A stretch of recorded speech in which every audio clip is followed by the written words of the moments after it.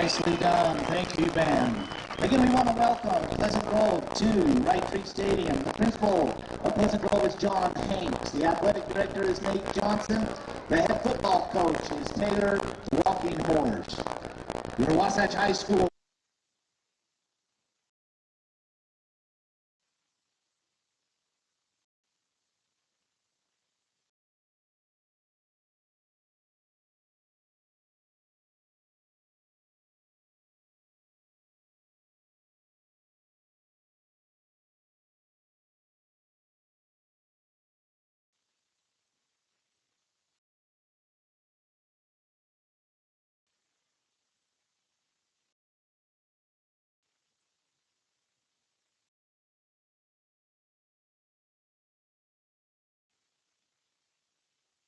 Number 18, Darius Edwards. Number 51, Brecken Bowen. Number 1, Peter Uzalar. And number 2, Josh Sanders. For the Vikings, 75, Court Wilkinson. Number 8, Tyson Downs. Number 32, Gavin Ivey. And 72, Tyler Frankham. You can't see, just look through here.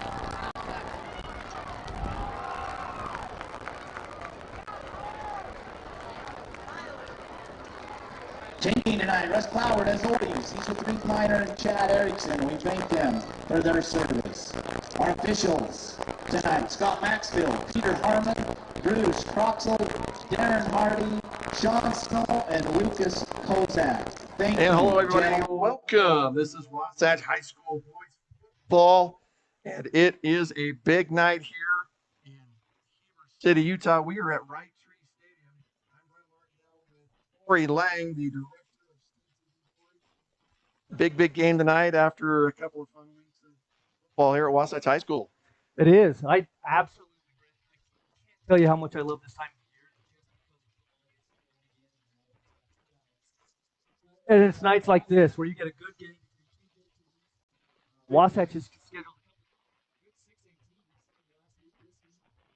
to really test them early, and it's a good opportunity for Wasatch as the school grows, as they're looking to moving up in classification, to start playing these games. You know, where are we at? Where do we match up with the big dogs?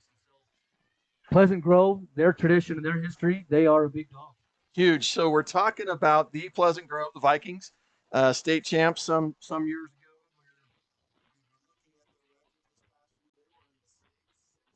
Finals as recently as 2018. Very big, strong team. Let's talk about them a little bit. We got the new coach, brand new coach, Taylor Walken. And he was to visit with us for a few minutes, told us a lot about himself. First year, something incredibly intimidating. And so he talked about it. So let's go over their record over the last few weeks. 1-2 record.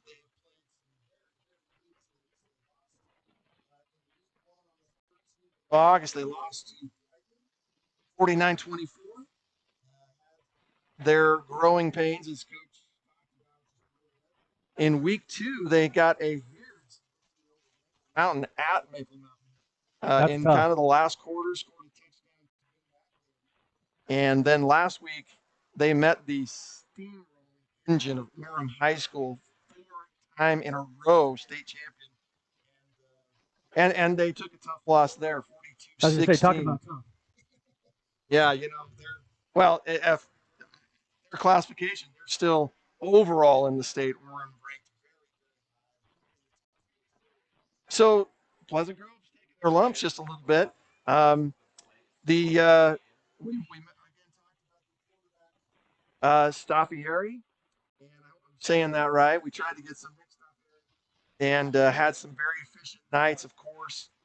291 yards at Brighton. And 157 last week against Warren. Only had, I believe, 4 passes, threw for 2 touchdowns.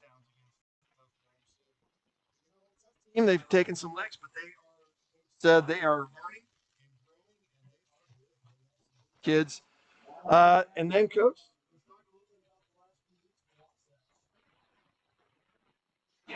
Wasatch is, I mean, every team this time of year is trying to figure out who they are. guys are trying to fit in, blend. Hopefully by region, you start to get your identity, and guys are filling positions, moving up.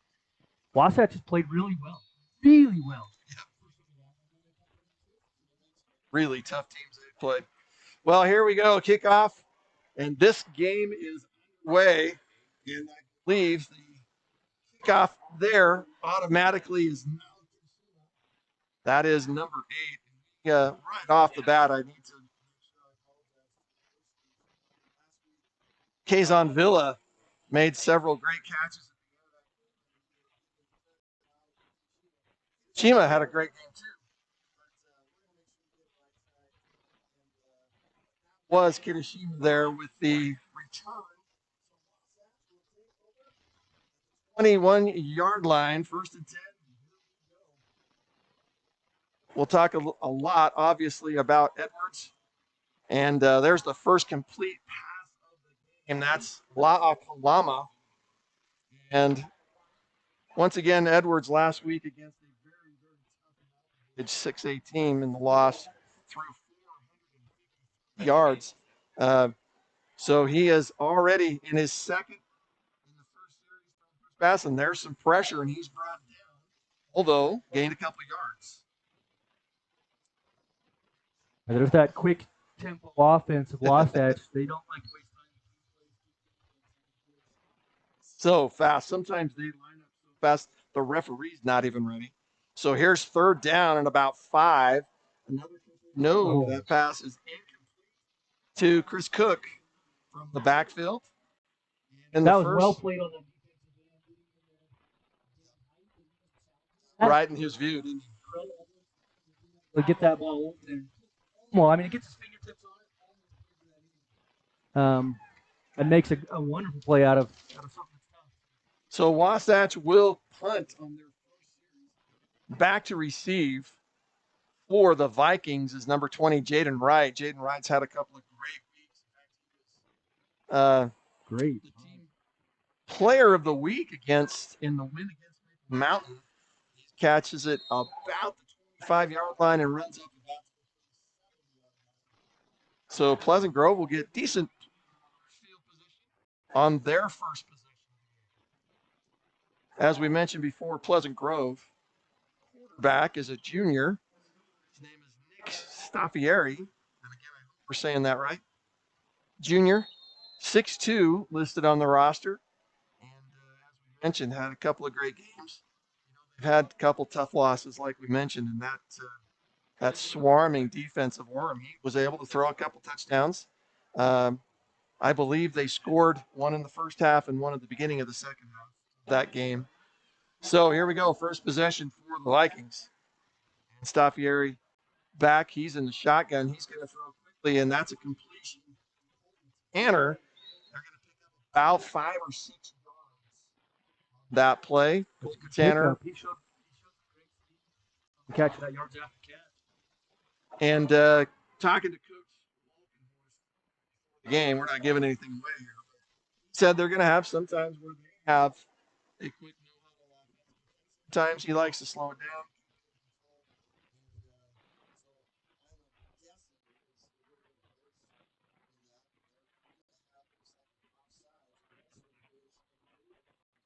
Offensive line. And that does look like it's going to go against Wasatch. We also talked to Coach Cover before the game. And, what the state of their team was, what the guys were like at this point after that really tough loss the other night. And he says, very disappointed. Obviously, the boys were devastated. Thought they should have won against a really, really tough team. There's a quick reception. This time that it's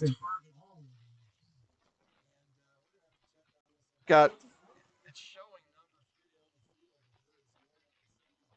on the roster.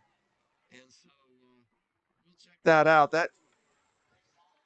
Okay, they're saying that's number 2. That would be Sean Cottle. Thank you. And that's Kyler Grant helping us out, trying to get a little better side in this way. There's a handoff this time to Jaden Wright. Jaden Wright is off, but I don't see any flags, so that looks like it was just accidental. And what I like there is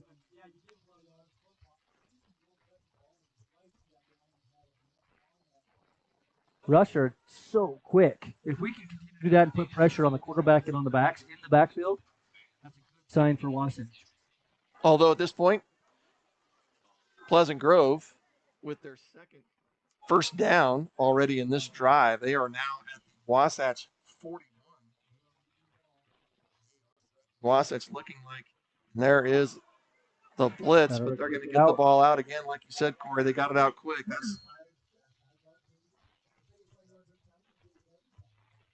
That completion was to number 24, Wade Christiansen. That young man is a freshman leading this Pleasant Grove team in rushing. Very impressive player. Yeah, I believe. We got the stats coming up here quick. He ran well over 100 yards against. And so now 2nd down and 5 for the Vikings. Again, they are setting a little, almost like a Kentucky. Trying to keep it a hard count, trying to see what.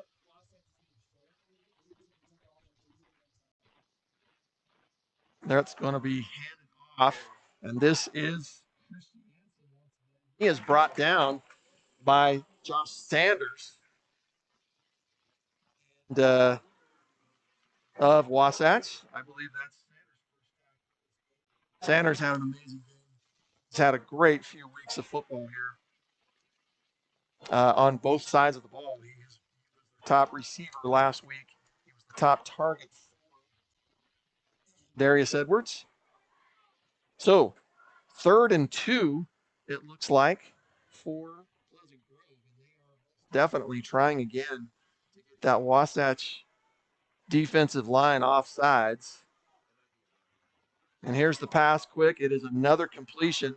This time to Gabriel McCoy. McCoy is going to pass score. And touchdown. Yeah, we haven't seen this happen. Yeah. I'm guessing at this point, Coach, it looks like he went out of bounds. So that'll be another first down for Pleasant Grove quite easily on this drive. So once again, that was Christiansen. Looked like he'd gone in, but stepped out of bounds. So 1st and goal for Pleasant Grove. There's the handoff again to Jaden Wright. He avoids a couple tackles, and he is in. Touchdown. Pleasant Grove. Again, Jaden Wright. So the 2 running backs that we mentioned, Wade Christiansen and Jaden Wright, have done the damage, not just on running plays like that, but a couple of pass plays, short pass plays, and here we see Pleasant Grove on the board quickly. Wasatch is able to make, because right now, whatever they've tried has worked. They kind of had their way with that drive.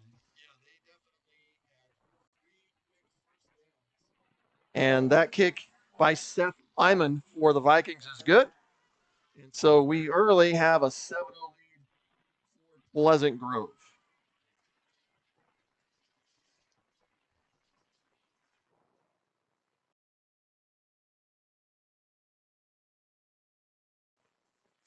All right, so once again, we thank you for joining us here on Sting TV. Brent Martindale here with Corey Lang. We also have here in the booth and Hiram Gailey up on the cameras and directing all the crew and everyone else in the crew. We appreciate all of you. What a beautiful night here for football in Heber City, Utah. The temperature is a beautiful 80 degrees, 73 degrees. And so we have action right off. The first possession for Wasatch ended in a 3-and-out and punt. Pleasant Grove took over at their own 37-yard line. And quickly, like you mentioned, just a matter of, I think that whole series took 8 plays. And they got their first touchdown. So here's the kick, a squib kick.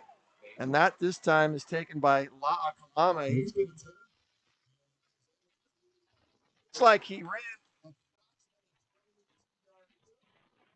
And Wasatch will actually have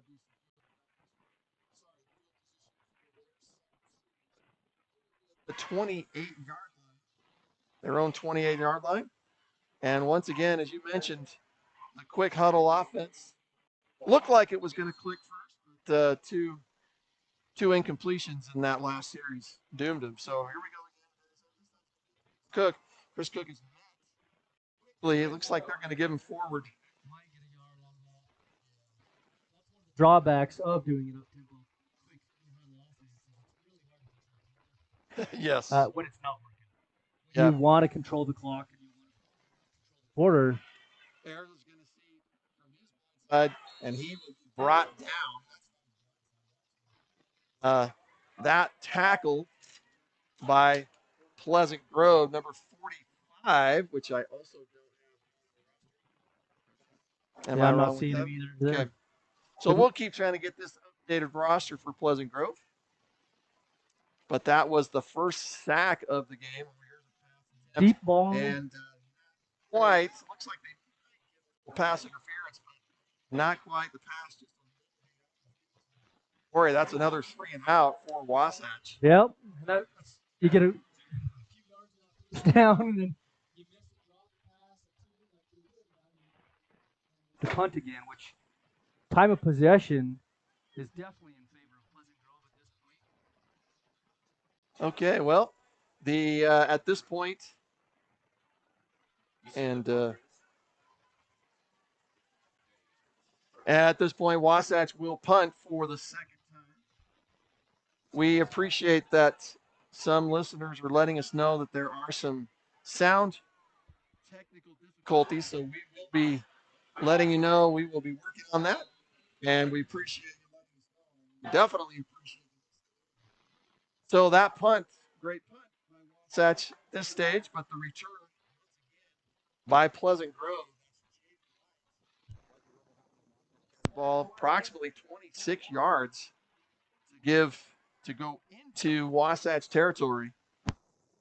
And they, once again, Pleasant Grove will have outstanding field position here in their second possession.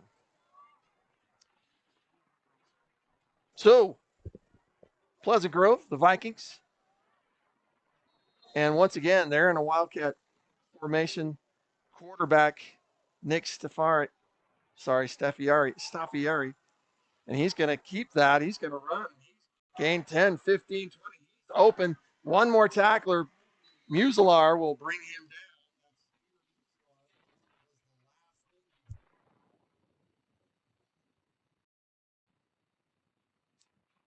He accredited a 23-yard run. First down. And once again, Peter Muselar saving the touchdown with a open field tackle. That's all you can say is that was saved. So this time, Staffieri back once again in the shotgun. Here comes Pleasant Grove once again. So they're going to slow down their count, looking once again, trying to get Wasatch to get offsides. And here is the 1st and 10 play. Staffieri once again is going to keep it. He's this time. And he might have gotten a yard. Tackle, we believe, that time by Wasatch. And we're looking for numbers here.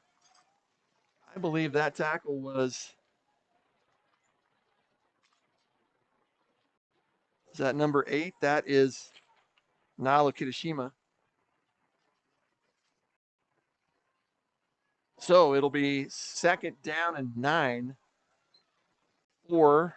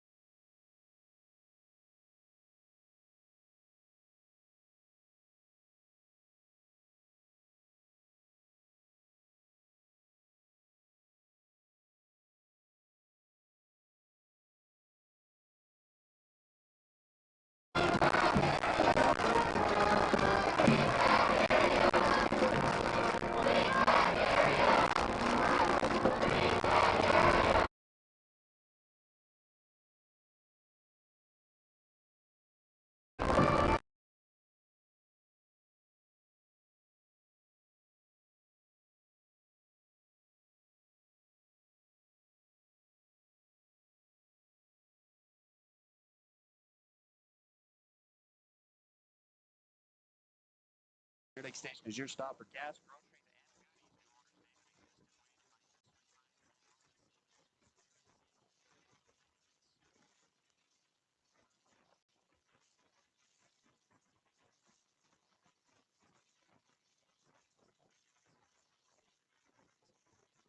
not just for us down on the sideline. Pass to the left corner of the end zone.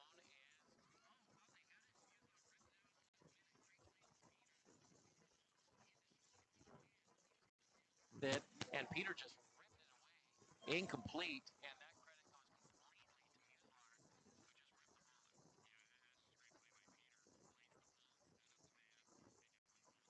gives it out of the guy's hands. Great ball by the way. 3rd and 9. Ball's at the 17-yard line for the Vikings. Trips out to the left. Plays. They relay in numbers on the wristband.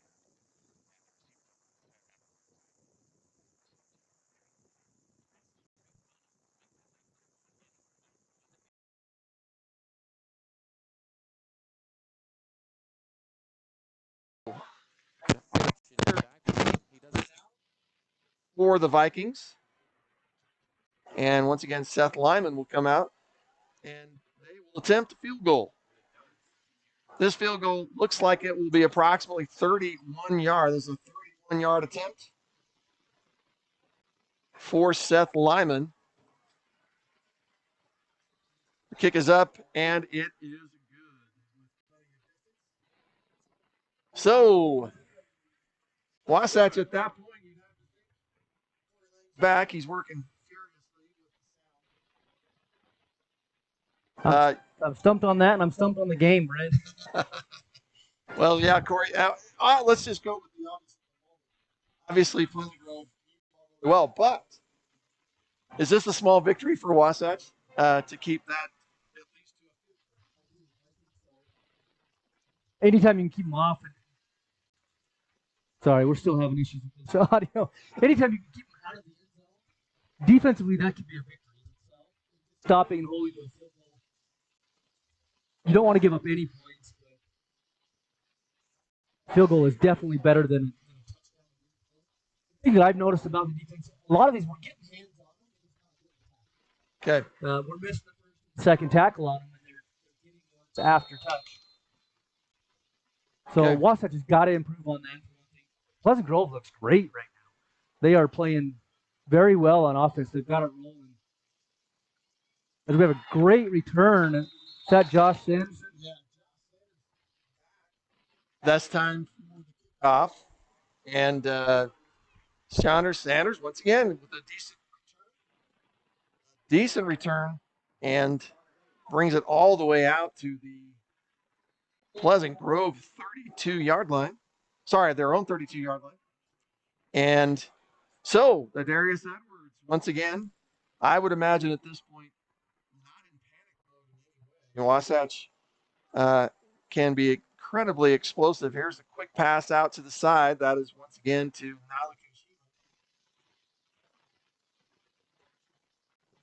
Nalakashima.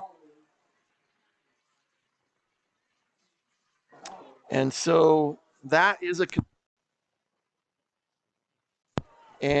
completion, and yet there was a loss of 2 on the play. So Wasatch now heavy rush.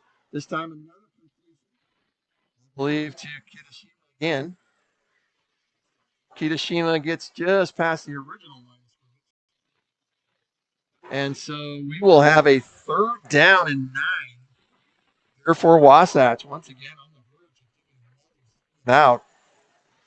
Edwards gets the ball quick. There's a pump fake. He has a man open, and that is completion. That is Blake Smith.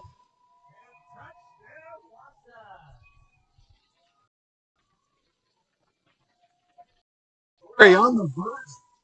Another 3-and-out punt. That was like Edwards got Edwards at least his defender stumped just a little bit and gave him just enough. And Edwards able to avoid the last and ran it in. And so Let's was see if we can. much needed. Right after this kick is And the kick good. was good. Yeah, he just had his man. He had a good step. Was right on the money. All right, that breathes Great life. throw. On the verge, 3rd and 9. Long yardage. And so much needed breath of fresh air for the Wasps. That once again, touchdown to Blake Smith. And this is what, Corey, let's talk a little bit about Edwards is not afraid to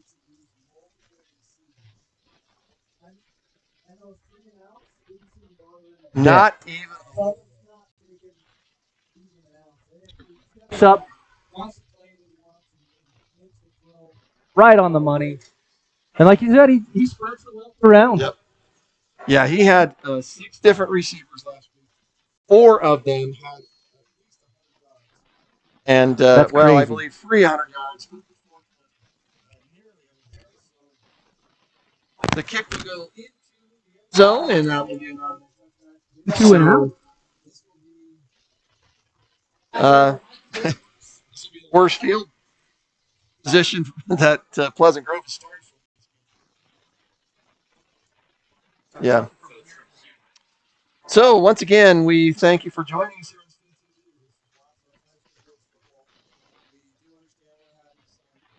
Sound technical difficulties, and so we will just try our best to continue to give you the action as best we can. We do know that the screen that you're able to see is the score, I believe, and there is a scoreboard on the screen, and so you can at least be able to carry on with that. So on this 3rd possession now for Pleasant Grove, this time they are met. And that, I believe, is running back Jaden Wright. He is behind the line of scrimmage, and boy, it's easy to see. There's an immediate change in body language of both teams. I think Pleasant Grove was feeling like they could just do anything. Wasatch, of course, was doubting just a little bit. So things changed quickly. Pleasant Grove now 2nd and 12, and for sure as far back as they've been in this game. Safieri is going to run right. He's going to that is going to see a number of that's number. That will be considered. So it will now be 3rd down and 16 yards. And a great opportunity here for Wasatch. Take advantage. And the pass is complete to number 7, Gabriel McCoy. Near enough, and so Grove, for the first time in this game, will be punting. So they will punt the ball away. Wasatch has potential opportunity here for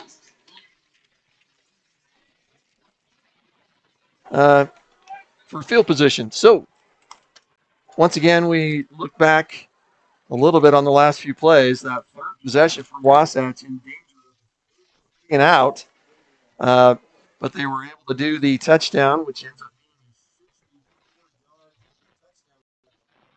punt is away, and looks like is a fumble on the play, and yes, Pleasant Grove has come up with it. The catch was potentially made there by La'akalama, but it was dropped. Pleasant Grove punt was high enough that the defense was able to get there quickly, and they quickly swarmed. So once you have a great defensive stand, definitely a little bit of disadvantage here to have the defense have to come back out.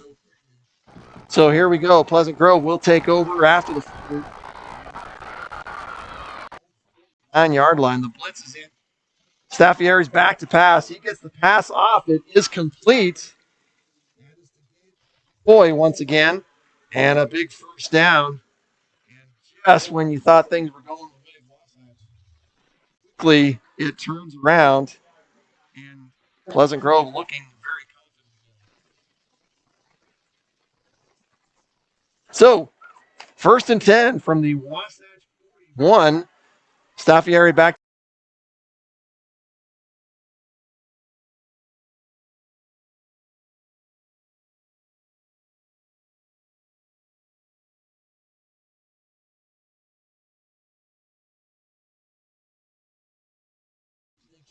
That at halftime, we're going to make sure we find out who number 3 is.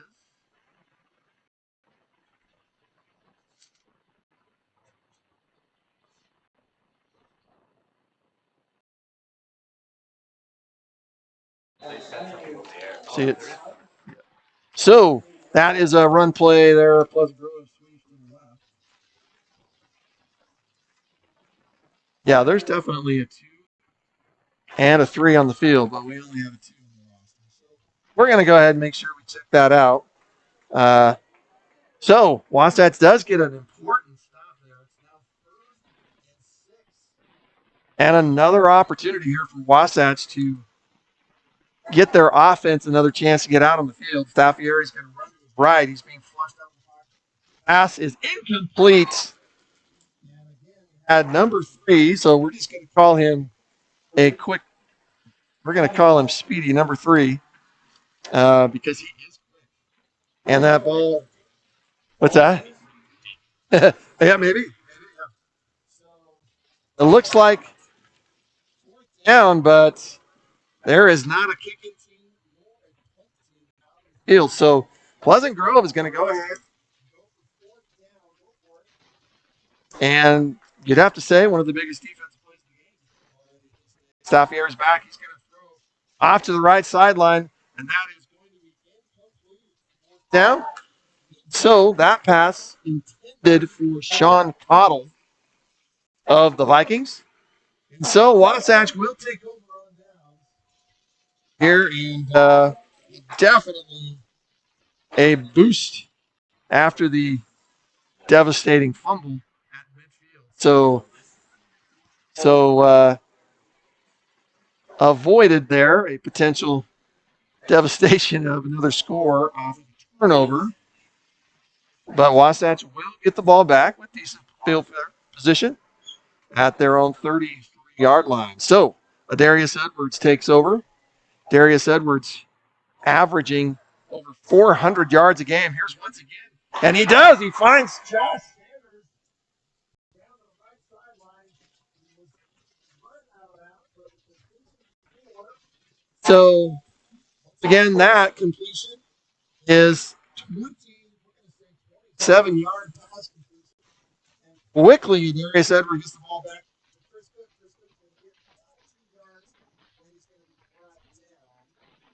And again, their offense so quick in that no huddle almost set the ball down. And once again, so it will now be about 8 for Wasatch. Edwards is back. He's going to go throw again down the right sideline. Caught the ball, but he was out of bounds. And once again, he's on Villa with a beautiful catch, but he was pushed out of bounds. So we thought there was a flag. Oh, there was. Is that just passive defense?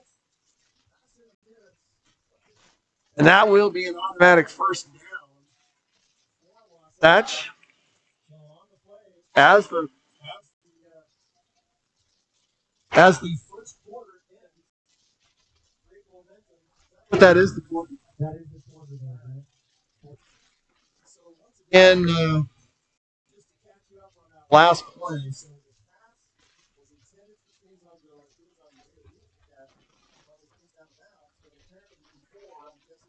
play.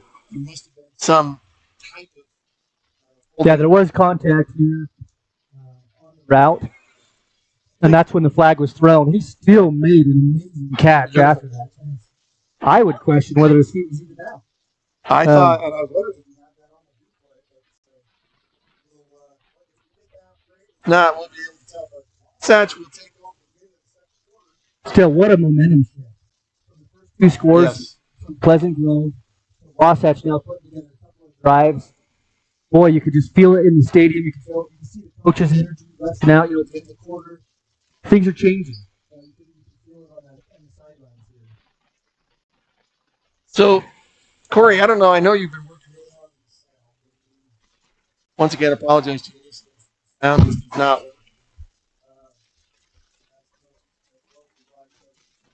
Corey, I don't know if you saw it. What's changed a little bit about the defense? Why they've been able to stop Grove a little easier?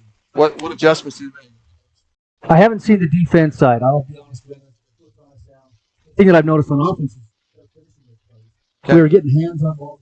Just a step, but we weren't completing those passes. The plays are happening now. They're completing these. The yards are coming because of it.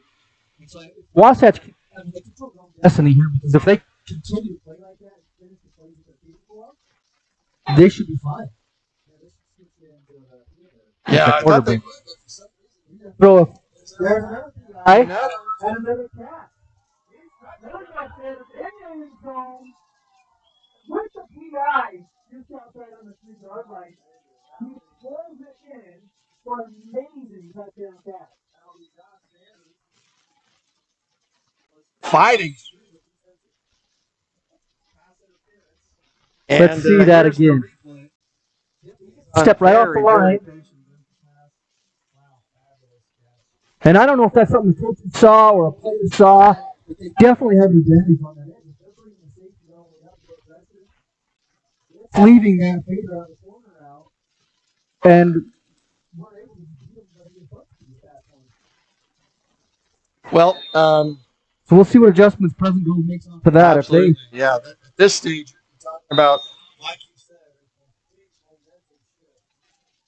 game.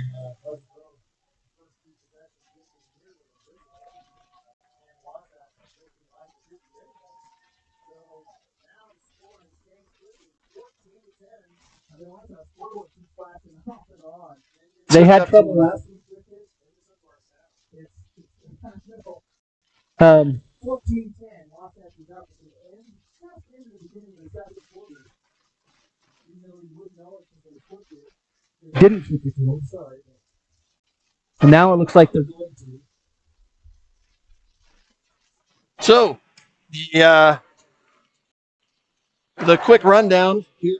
First quarter is over. Start of the second quarter. Wasatch, mentioned, and we'll just say it over and over again. Turn this game completely around. Even like last week, that was right off. So it looks like when we start the kickoff here, they are still going to hold the pass interference penalty against, and that's off on my earphone, whatever you just did. And that's back on. So they are going to hold the pass interference penalty against Grove. So the kickoff will be at the 50-yard line. And there's a kick, and there's an onside kick. And that definitely looks like Wasatch. And I don't think Pleasant Grove was expecting an onside kick on the kickoff. I think absolutely everyone stunned. Here's the replay. Do you think that was planned? Or do you think it was just meant to be a split kick? Wow. So, a stunning turn of events. No one in the stadium knew that was going to happen. That was an onside kick. And I was pulled out of the room. And I missed the whole thing. Once again, stunned. The onside crowd. Kick. Onside kick.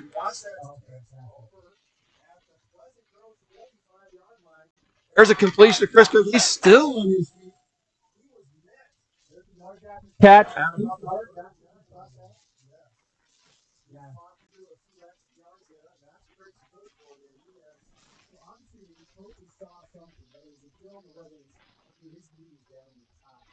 I think Wasatch actually started that.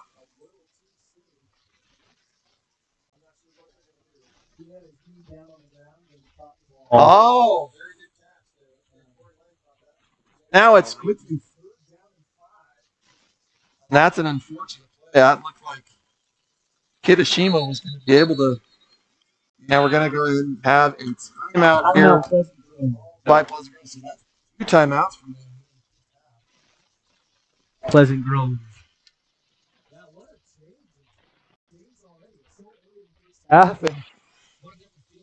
Righty. And yeah, just absolutely. And of course, that onside kick, I'm still absolutely stunned. And so we got a timeout in the action here once again. Yeah. Once again, we're just trying desperately to figure out what the sound, and we will be working on that. So if you're watching, first off, and we will keep working at it. So here we go. We're going to start now. Third down and 5, and here is pass completion.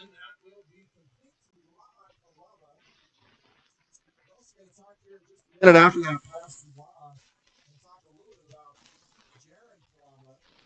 Now you obviously might have noticed there's a handoff to Chris Cook. Chris Cook's going to go in. He's got at least 5 or 6 yards on that play. And Wasatch runs their offense.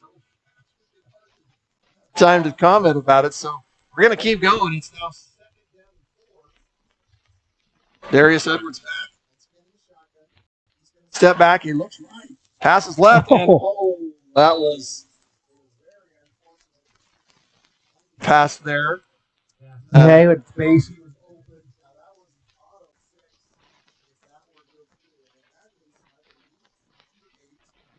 Nalu Kitashima was wide open. So it's now 3rd and 5. For the head of Josh Sanders. A little different route. Receiver and quarterback there. Yeah, it looked like a slight. Again, that's just once again, that's just sometimes the risk of the no huddle offense that happens. So Wasatch will make the field goal attempt. That is Ashton Southam out there to kick, and the kick looks plenty of distance. Is good. That is a goal for Southam. So once again, Wasatch turning this game completely around. Now 17-10 over 6A Pleasant Grove. And I would have to say at this point, Pleasant Grove, as I am on a couple of the things that happened, they can't say it enough. They looked in their first 3 possessions absolutely unstoppable. 4 different offensive players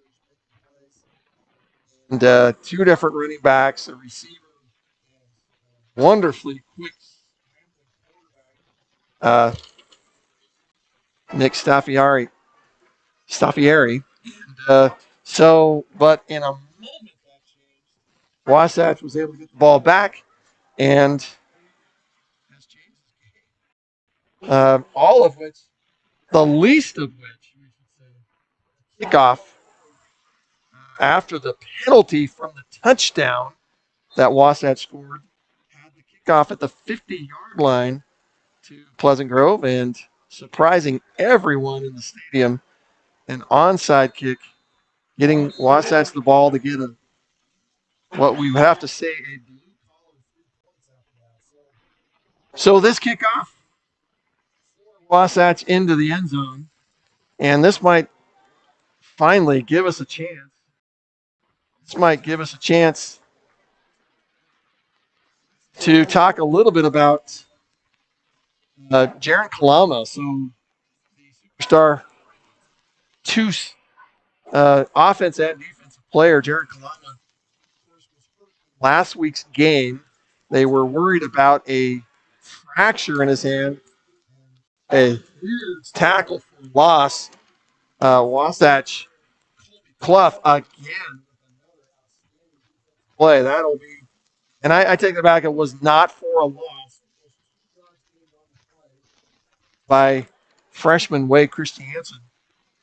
And so Pleasant Grove now 2nd and 8. Staffieri back to pass. He does a quick pass to the left. That is to speedy number 3. He is brought down out of bounds at about the and so it'll be 3rd down and 5 now for Pleasant Grove. Pleasant Grove making some yardage, but definitely not moving. He has the first 3 possessions.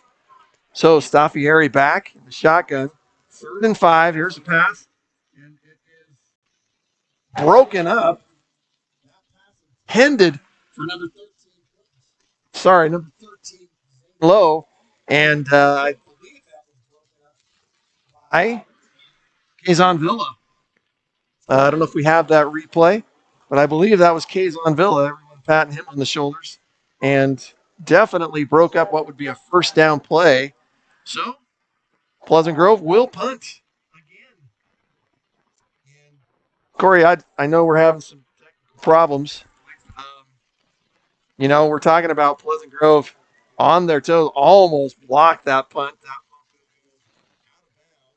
Wasatch will again field position on that play. So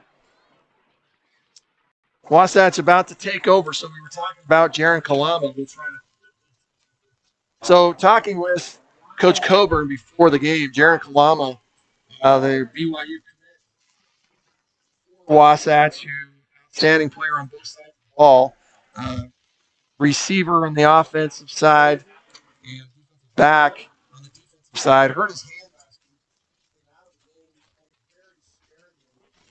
week. X-rays last week were negative, and so he was cleared to do light practice. I think he practiced just a little bit. Had another X-ray yesterday, and it was also negative. So he was cleared to play, but they were immediately told that they were going to only use his pass to La Coloma. Wasatch getting the quick 9 yards, about 9 on the play. 1. So quickly, Darius Edwards is going to lunge forward, and I believe get the first down. Yeah, that'll be a first down for Wasatch. So Darius Edwards couldn't find the 2 different routes he was looking for. Another deep pass once again. La Coloma caught it, and yeah, they're going to say he got at least a foot in bounds. So we're going to maybe have a little conference here with referees, and it does look like Wasatch walking back. So for some reason at this point, a penalty will be against Wasatch. I believe that's an ineligible player downfield. So a very unfortunate, costly penalty against Wasatch. So instead of the ball being at their own 10-yard line, Wasatch will come back. First down and 15 from the Pleasant Grove 45-yard line. But again, Darius Edwards going deep. But out of bounds.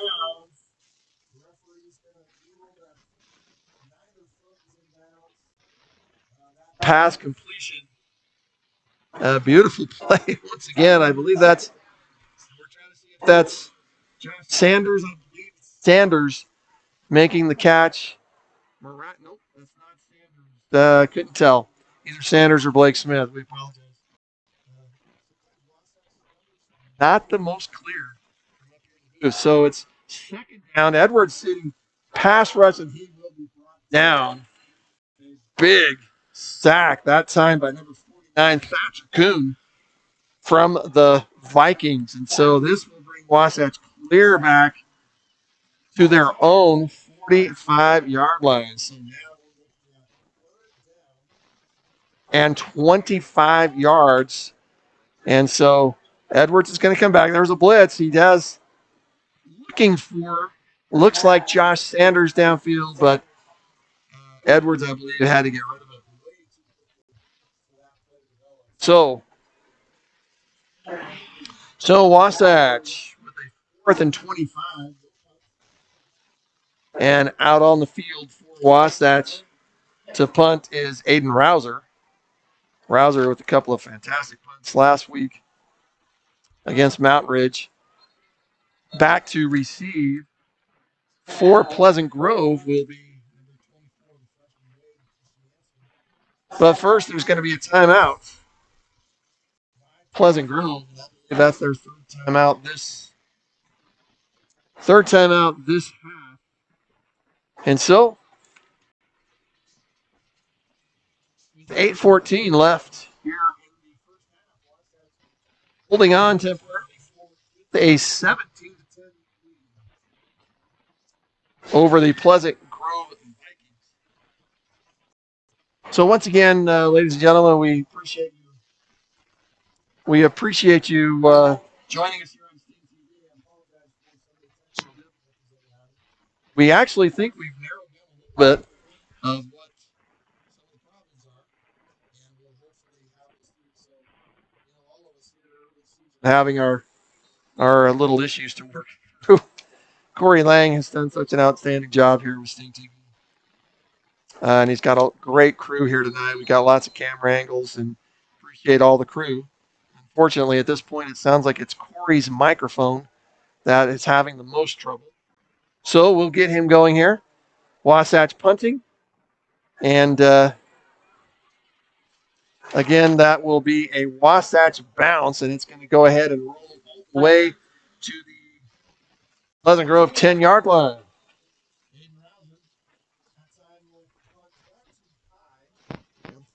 About 30 yards. A Wasatch roll at least 20 yards down to the 10-yard line. So Pleasant Grove has found themselves last 2 or 3 possessions with very difficult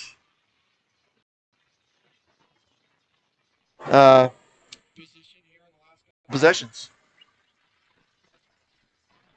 So here we go. Quarterback Nick Staffieri back in the shotgun. He's going to hand off to Shianson.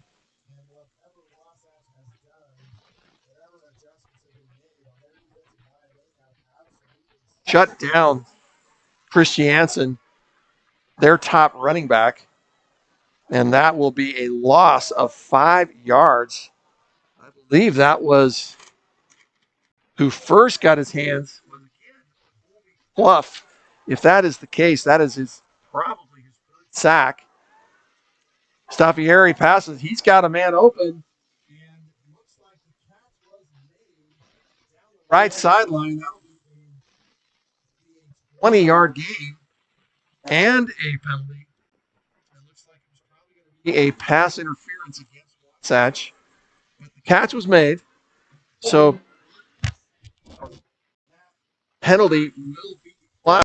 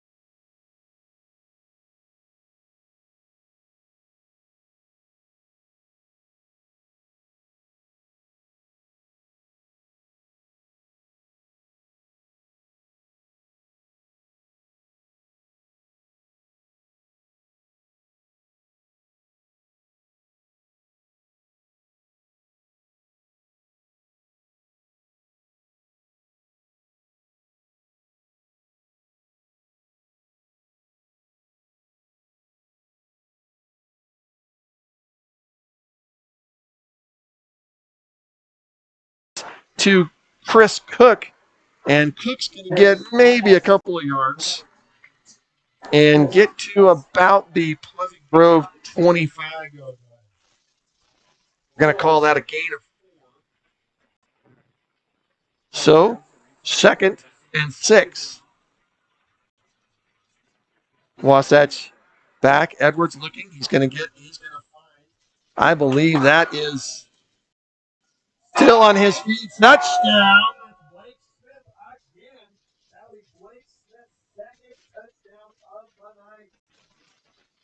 Smith was wrapped up. It looked like he was coming down. Broke that tackle. Broke another tackle. And all of a sudden found himself open and in the end zone. Darius Edwards, again, another touchdown completion. And Wasatch actually running the score up there. Looked like the ball wasn't going to be quite held down for that kick. And but the kick is good by Southam. And what a turnaround. 24-10 now for Wasatch. Still 5 minutes left in the first. And Pleasant Grove scratching their heads, wondering what has happened here. We're going to take a quick break here, and we appreciate you joining us here on Sting TV. Thank you for joining us. This is Wasatch High School football.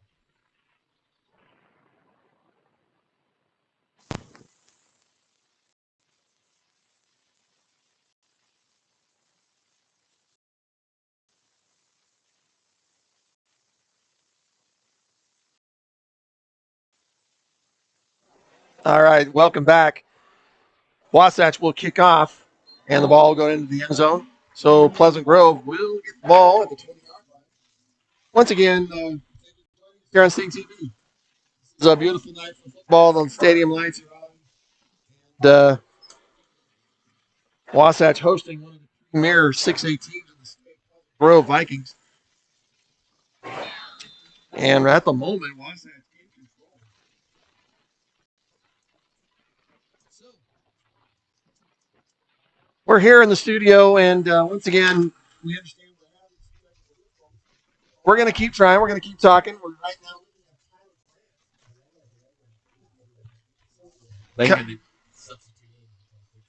Well, that's what we like, and we know Lane. Kyler, you've been watching here.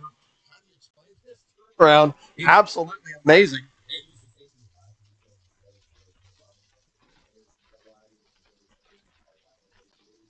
Have like a switch.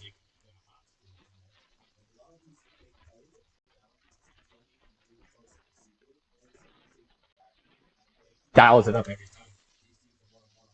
Trust his players. Staffieri run that up.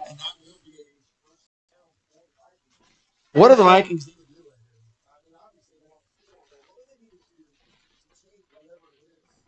Adapt to whatever it is Wasatch did on defense.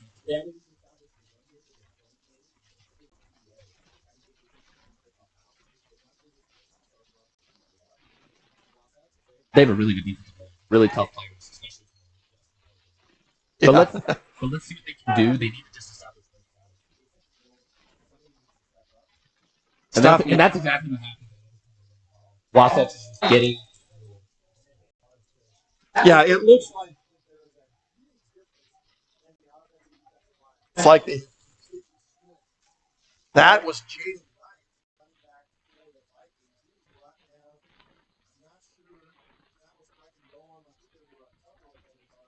Brecken Bowen was the last one up. And all of a sudden,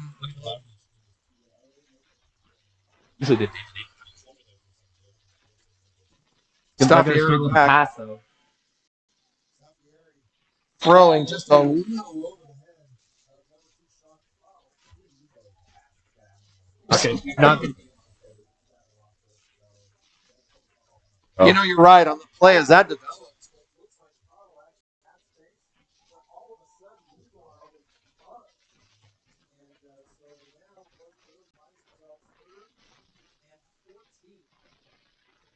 and desperately needing some One first down to opportunity. keep this going.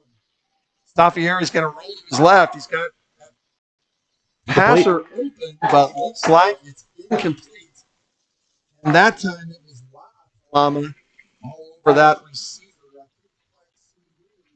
Was, but that will lead us down. So Pleasant Grove coming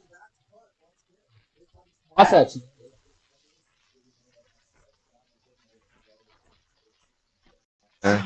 You had to basically throw it out of bounds. They're going to stop on. Kick. It looks like that, I believe.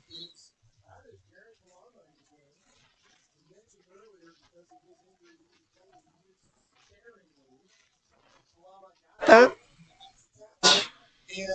got about 7 yards.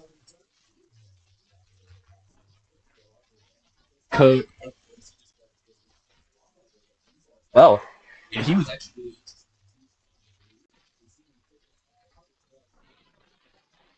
All right, here we go. Wasatch takes over. Darius Edwards is back. His comfortable spot in the shotgun. He looks right. Out of the pocket to his right. He's going to keep the ball.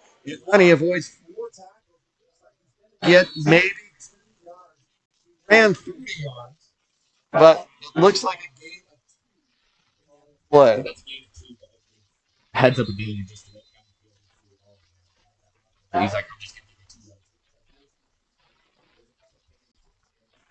He'll get a couple yards, which is. Well, we do have a player down on the field. I'll say this is the first time this game. Down, I can't see his number. And who knows? Well, I would imagine cramps at this point. So that's for the Vikings. That's number 8, Tyson Downs, senior. Leg injury. Yeah, so it's either cramps or muscle cramp of some type, but he is helping carry it up. It looks like he's walking.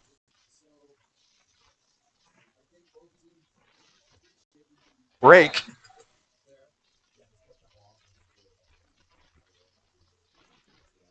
Well, Pleasant Grove used their 3.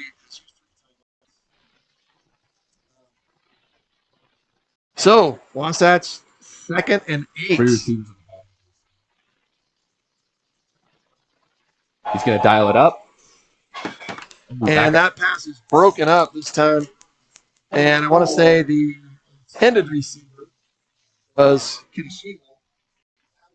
broken up by the Vikings, by the Kai Peterson.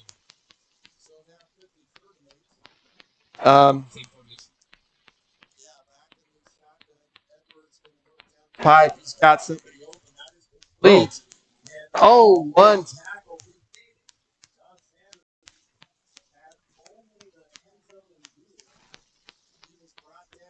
Very quickly. That was.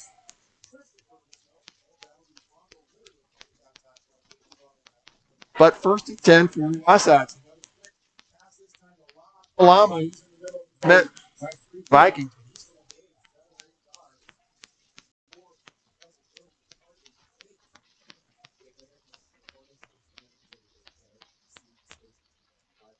$5 yards. This time to he has room on the left sideline. Down out of bounds. Another first down for Wasatch.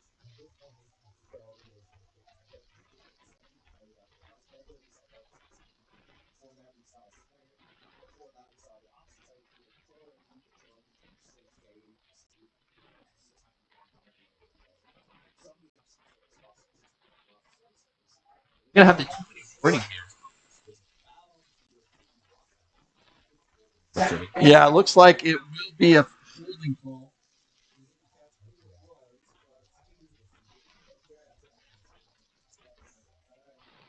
So Wasatch will take Yeah. At the location, but that means it's going to be second and option run this time.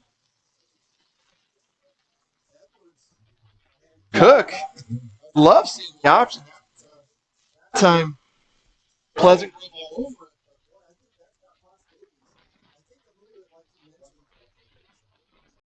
Yeah, no, that's okay.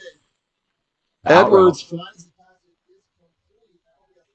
down, and I believe Anders. All right.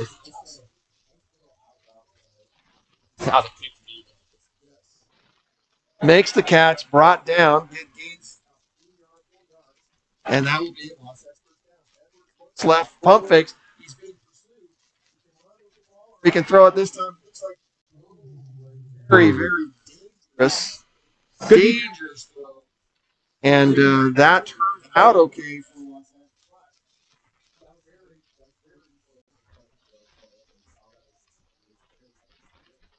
Yeah. That's worth it there because like You know, but that yeah, reminds me of the last series. Wasatch against Park City. Yeah. You know, end zone. Boy, he actually did. Pleasant Grove Fender. That's actually had his back to the play, so he couldn't see. I don't know who the Wasatch team was, but he came back and the ball was lofted up just for that play to be broken. But second, down, 3rd and 10. Ball to Chris Cook. Down. Looks like he's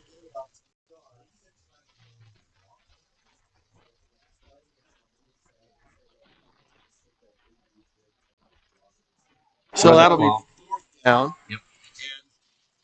Southam, Southam, and attempt his 3rd field goal this evening.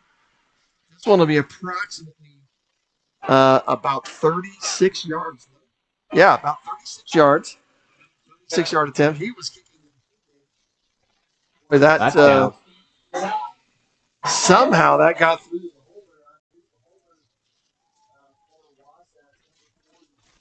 Max Madsen. A little bit of an errant. not the perfect goal. Perfect. It wasn't too bad. He got it down. If the field goal was. You know, even on that field goal, we'll take it. Yeah, So, Wasatch scores again. That is the 4th straight possession of and Vikings Pleasant Grove has hit them. So, the offense is generating. They might have one shot at this. You know,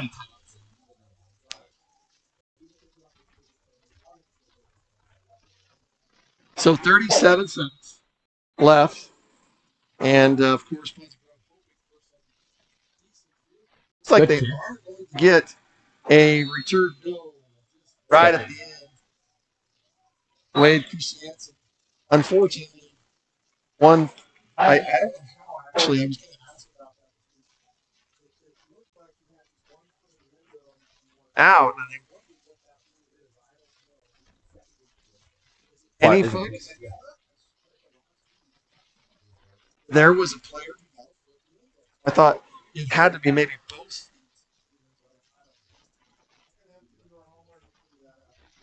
The case.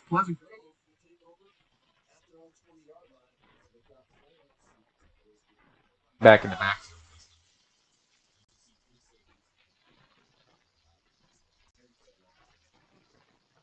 Stampieri back. Off, I believe. The huddle. Trying to talk us out. Yeah, I would imagine.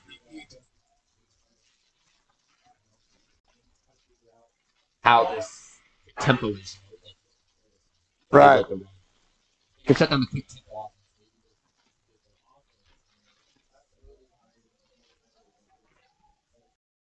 Yeah, Wasatch is starting off.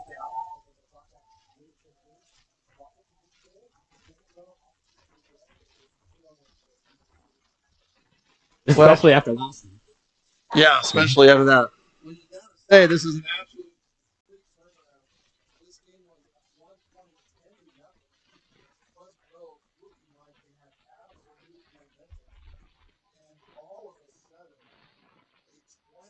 7. Absolutely.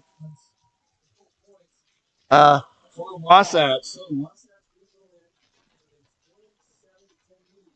at the half. So we are going to also have a game plan where we're going to keep working on our technical difficulties of the sound. You're out there, and the scoreboard we're going to get all worked out. He will be with you. So thank you for joining us here. Go ahead, and we're going to take a quick break.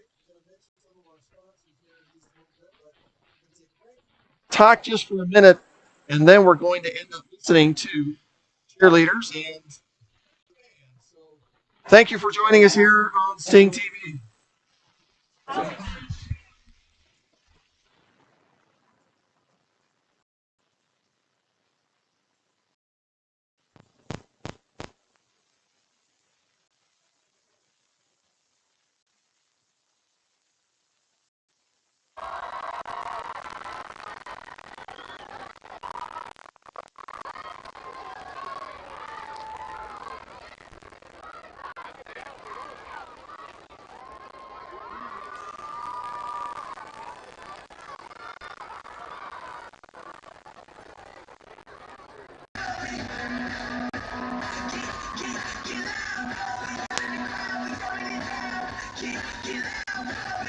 Heart of a lion, fire inside me blaze like a siren. Why would you try it? Wake up the beast, no I can't keep silent. I took my time in, now it's my time, your time is expiring.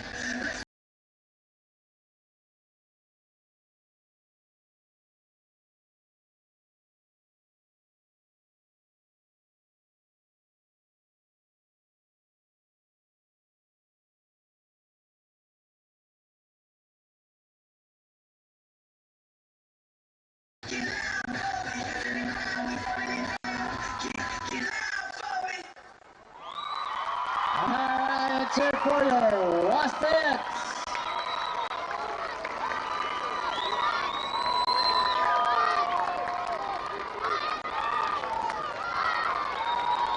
Oh wait, there's more. Now, for your entertainment, we have our Wasatch High School cheerleaders. They are under the direction of Hadley Bingham.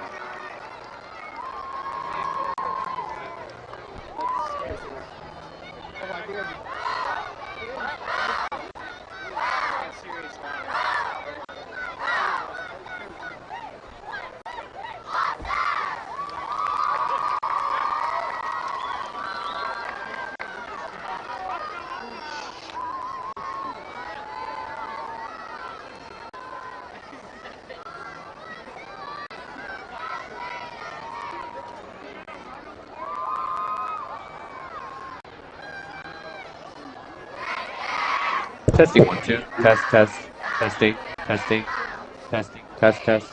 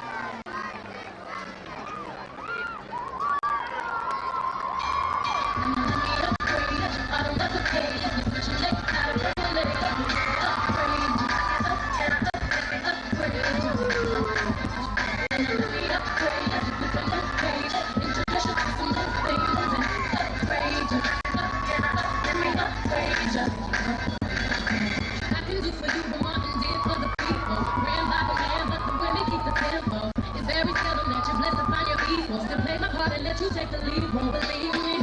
I'll follow, this could be easy. All right, Wasatch High School cheerleaders again under the direction of Hackley Bingham. Let's hear it for your WAS cheerleaders and drill team. But wait, there's more. Now please welcome to the field our Wasatch High School marching band. They are under the direction of drum majors Tyler Buffalo Cox and Louise Bastos. And they will perform part of their show titled The Speed of Life, which portrays the inevitable experience of growing up and the phenomenon of life speeding up the older you get. The band invites you to please attend their community showcase where they will perform their entire show on September 16th and 7th here at Wright Tree Stadium. And once again, everybody, we thank you for joining us. And we think that the brilliant mind of Corey Lang has figured out the problem and done his magic to it. And we think so while the band, well, and the band is setting up.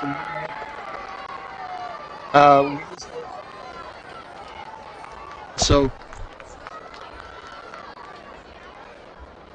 this is Wasatch. And so we're going to be able to do that here once again. All of us here at Sync TV, thank you for joining us. And we'll let you listen here.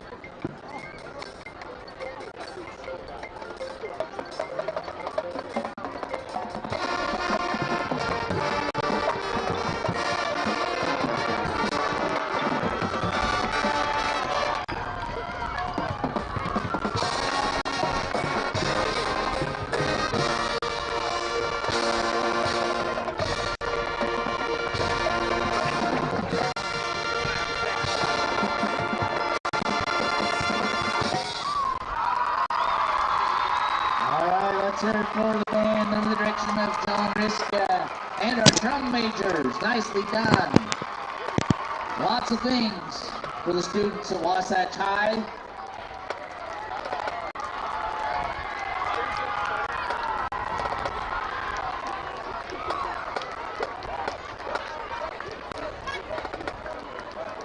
While we have a minute, we once again want to thank our sponsors. To name a few, Community Lending Group, Jeremy Smith.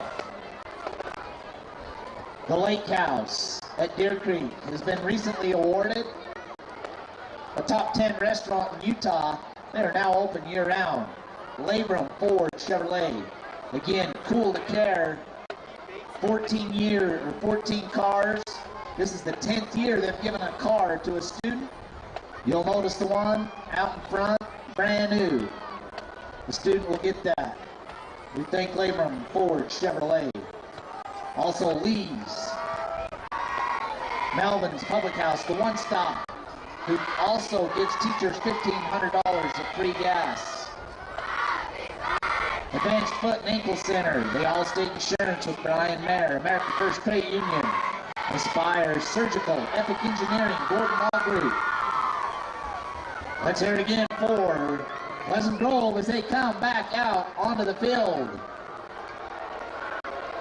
We also want to thank Gridiron, Gordon Law Group, the Homestead Golf Course, Ace Hardware, Carl Malone, Les Schwab, Mountain Auto Sales, Mountain Refined Furniture, Quinchit, Cinerama and the Colemans, Spencer, Soldier Hollow and Rob Edwards, the Hub, the Insurance Center, the Wasatch Wave, Wasatch Auto Parts, Van Dyke Mortgage, Wasatch Physical Therapy and Sports Medicine, Dan Ivy, Ride Orthodontics, Paul Mitchell School of Hair, Long Stone Insurance, just to name a few. And let's hear it.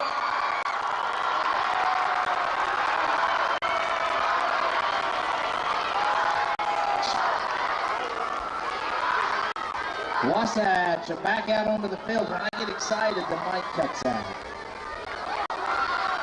Just in case you're wondering. 3 minutes back on the clock. We will put 3 minutes back on the clock. And hello, everyone. Welcome back to Wright Tree Stadium, Wasatch High School. This is Wasatch High School boys football. We are in halftime. Teams are still getting ready. About 3 minutes left before the start of the second half. And we are looking feverishly. Corey Lane is going to lose sleep tonight, I think. So working feverishly, trying to get the sound to cooperate. But in the meantime, let's keep talking and hope that you stay with us and on this second home game of the season for Wasatch High School. So let's talk just a little bit about Wasatch and the season so far. Wasatch has the first week of the season at Park City Miners won a game 21-15, and it was a very good win.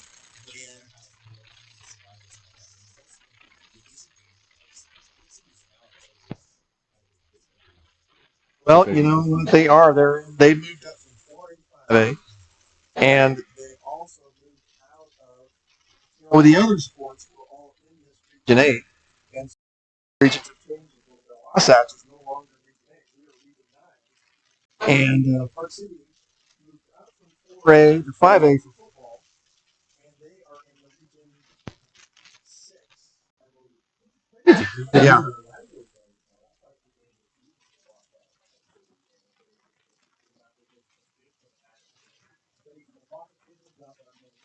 Yeah. So it's 21-15 there, although not without its drama. That night, on the last possession, Wasatch used to have a chance to run out the clock. Fortunately, maybe desperation kind of passed downfield. Darius Edwards kind of, like you mentioned earlier, overtaking it just a little bit, and it's intercepted by Park City, giving them not only a chance, but great field position. And the defense really had to step up there with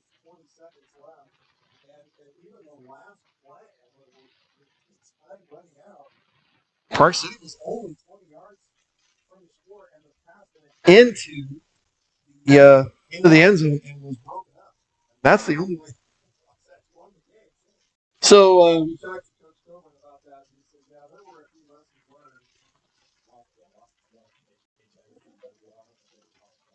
learned." Well, and it was a great game for both teams.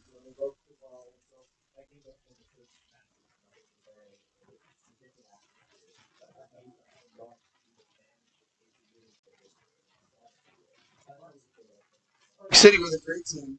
Lost a few really good players. So the next week at Mountain Crest, first 2 games of the season, and at Mountain Crest, time.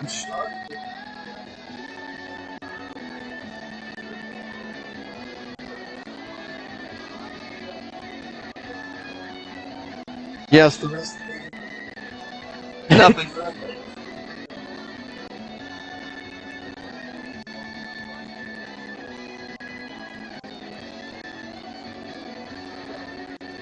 Chris did that. All right, Wasatch. So then that was number 80 to start the second half. Aiden Rouser. first home. He'll kick to number 24. And 17-20 lead in the Titanic, the Iceberg, and Mountain Ridge. You win. So we'll start off beginning of the game. In the first half. Well, they will take over the second half. And again, Kyler with first 3 possessions of the game. I think it absolutely is possible. In fact, I'm quite sure that Wasps in the locker room. So here we go. First half, and that is a pass completion. Christopher McCoy on the reception from Staffieri, tackled by number 9, Kazon Villa. Gain of 3 on the play. So that reception was the number 3. That player, and he has been significant in this game. So that will be about 3 yards on the run play. This time, far less. That is, 20, the ball carrier for the Vikings. That's I believe. Right. And he, I believe, going to put the ball down. Looks like his knee came down just a yard short.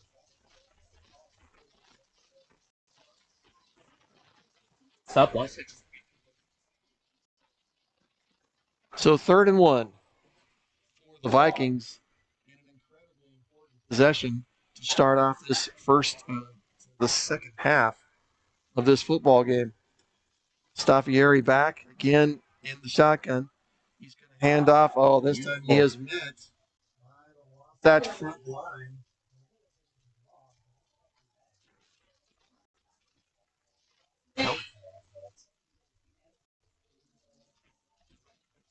That time he hand off to Elijah Hoover. Eve,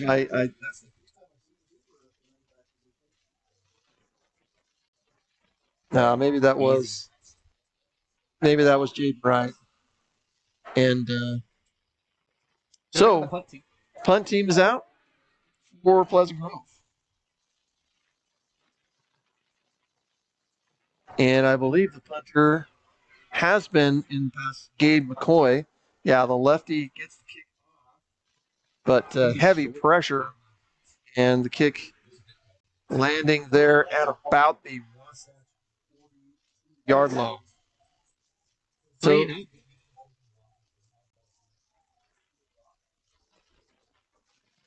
Kyler, I'd imagine at this point, Pleasant Grove just frustrated on the offense. Not able to do what they want. Wasatch has made adjustments, and Pleasant Grove just can't seem to do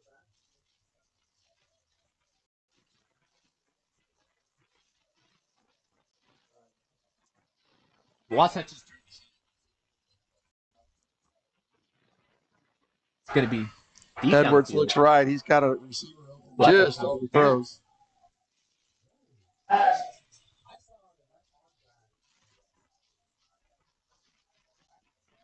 Yeah, Sanders definitely about the. Looks like his arm was got. Yep, Yeah. it's going to be a no call there. So 2nd and 10.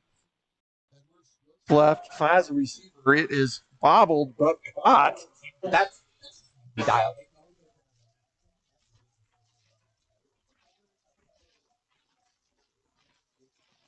Huddle.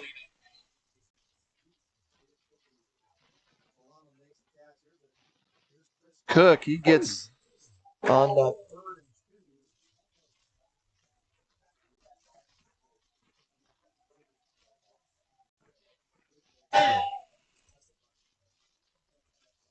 first down for Chris Cook. Darius Edwards taking over first and 10. That time almost intercepted. Looks like Sanders might have been digging and Edwards wanted to jag, so little miscommunication possibly there, but like we've mentioned before. Yes. 2nd and 10. That is Kirishima. And I think I see a flag.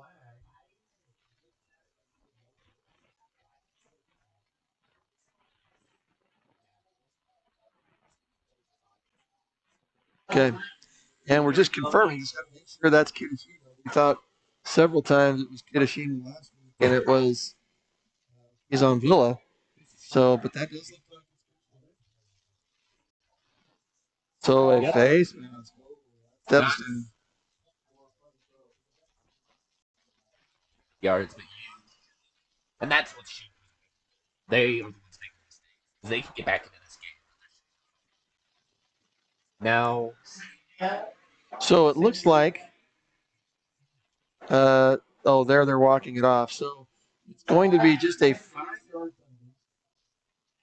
now be 2nd down and 1 Wasatch. 5 yards. Edwards taking a little more time this time and running that play clock down. Edwards looks left. He's heavily pursued and gets the pass off, but quickly tackled that time.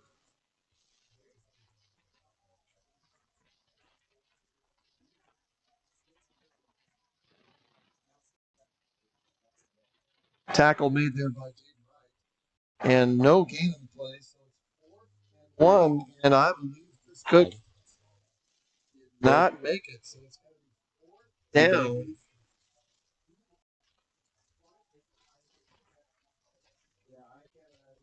And so, quick huddle, quickly, and there's the pass.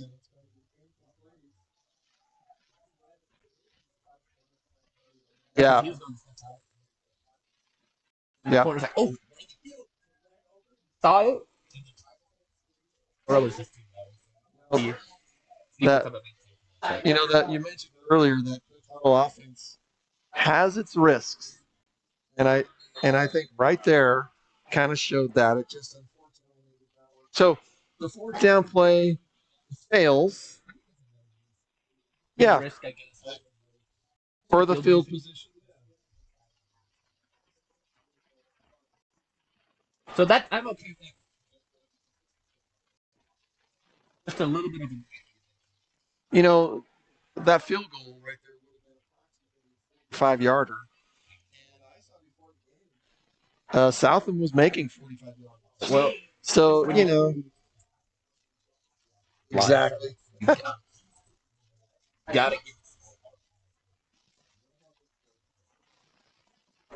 Well, so it will now be 2nd down for Pleasant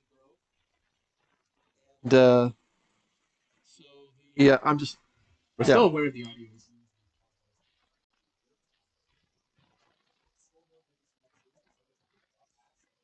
Yeah, great scramble play. There is a flag, and they're roughing the passer. Yeah, some type of personal foul.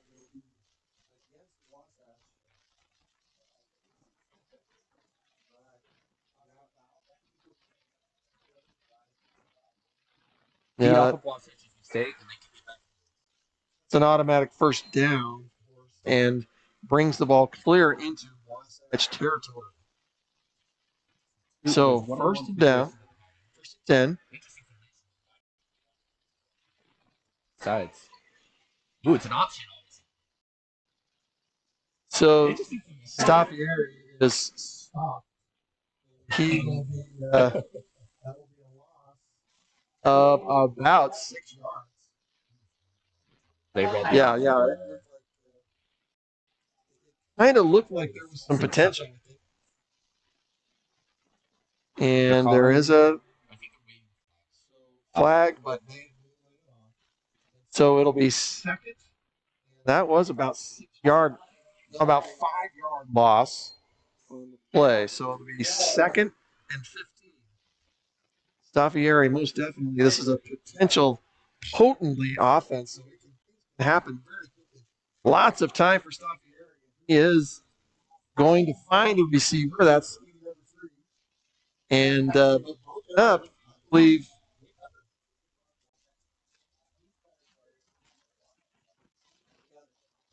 Looks like you can't tell is that number that play. I want to say that's number 20. Play though. Yep. We're going to figure that out though. So 15. The house. Lots of time for Staffieri. He does have and another flag.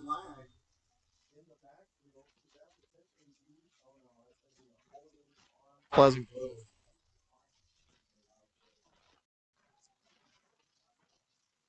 So the completion by number 6 for the Vikings, Kai Peterson. But all that will go for naught as has not had many penalties in this game. Exactly. See if they can get some better field position.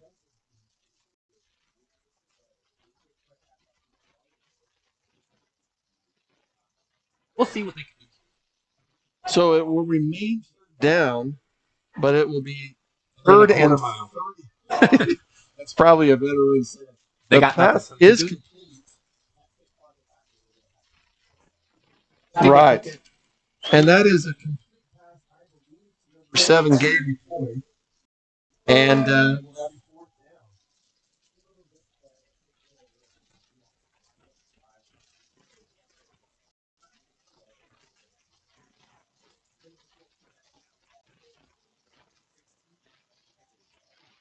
yeah, it's a lot.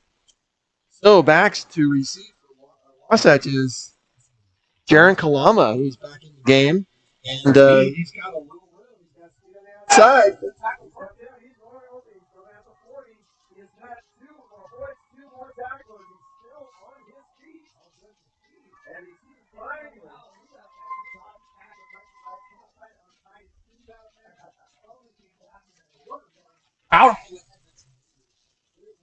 Here's the replay.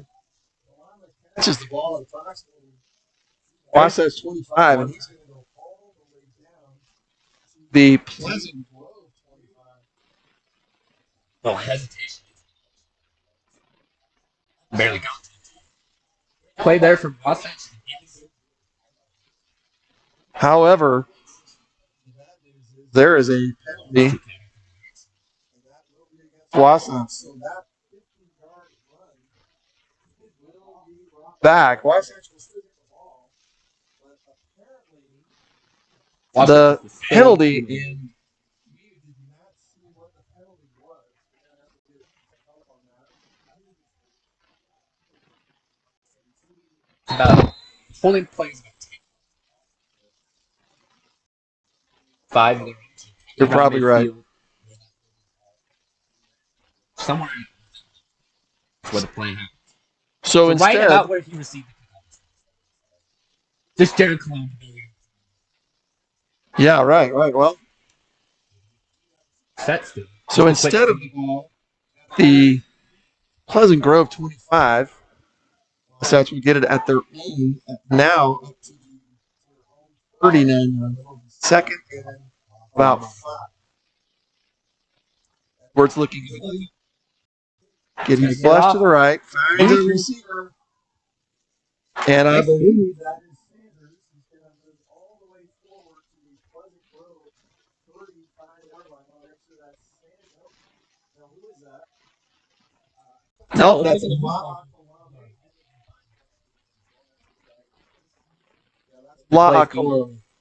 So here we are live again. The handoff. Hey,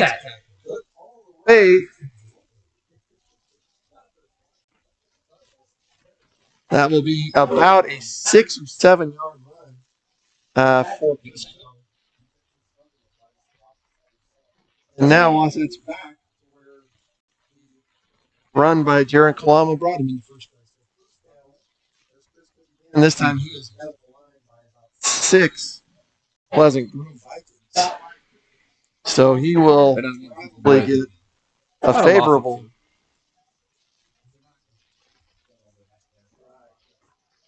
Progress. Well, they're right at the original line of scrimmage. So 2nd and 10. They brought the heat. And he threw before they were ready. It really did look like that. Play of that, I believe that's Sanders, Josh Sanders. And talking about something. Yeah, that's okay. We're back live, so live here. This is now 3rd and 10. Edwards, right? Looking, it's passed, but he's only going to do about 3 yards. And that is not a good sign. Darius Edwards is not pleasant looking. Oh, this was the run play previous. And we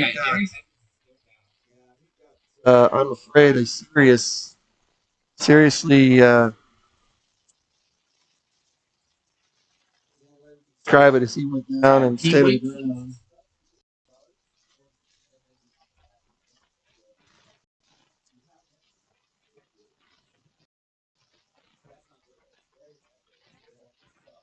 It's got a lot of.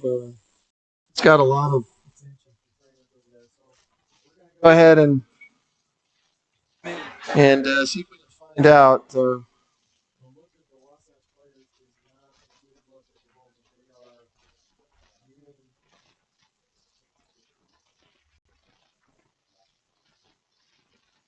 Well, when you see the players.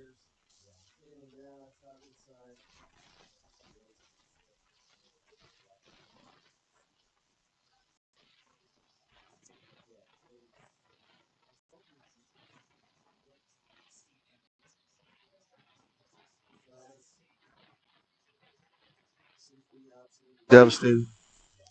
Wasatch.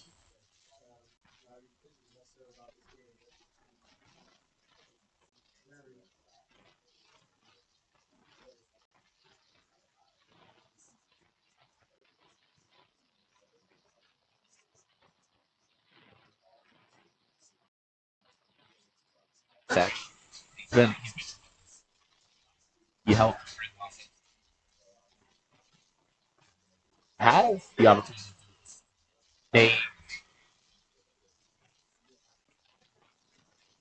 Well, while we're in the stage here of trainer, yeah, I'm worried that they're going to get fired.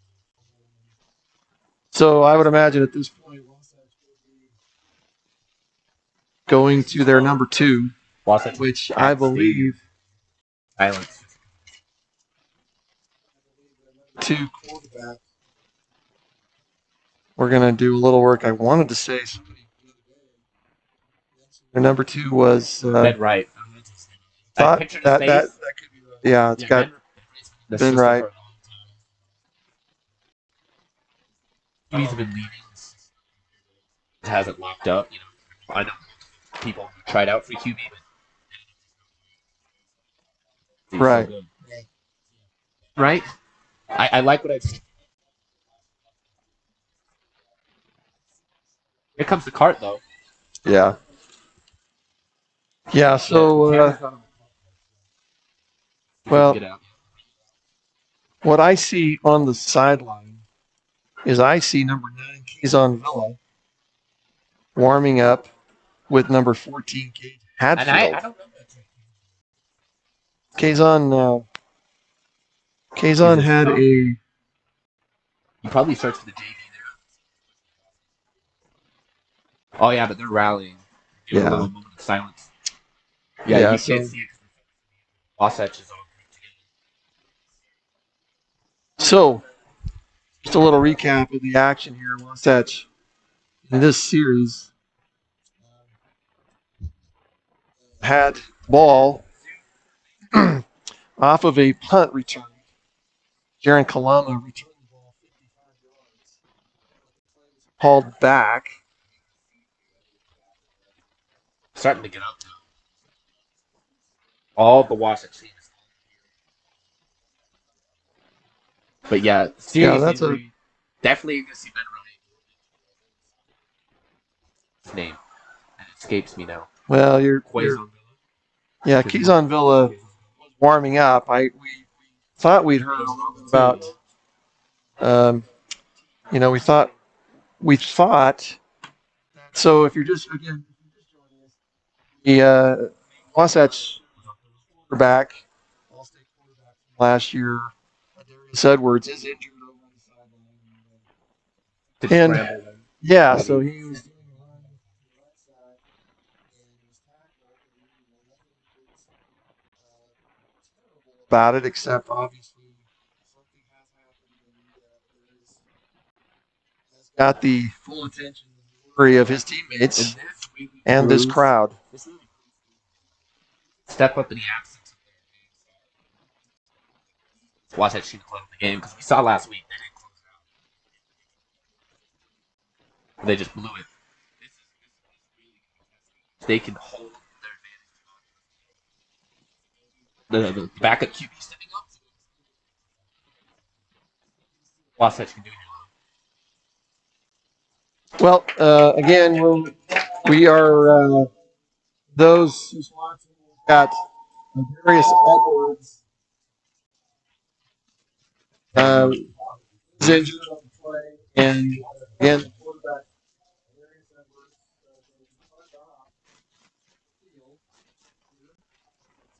Edwards with about 5:26 left in this third quarter, and Wasatch. The play here's. Yeah, we're just looking for a potential replay here, but I'm trying to see want to say his knee or his ankle, and could have an ACL. So on that play, it brought this to fourth down for the possession for Wasatch. So they will be attempting looks like a potentially 36-yard field goal attempt by Ashton Falcon.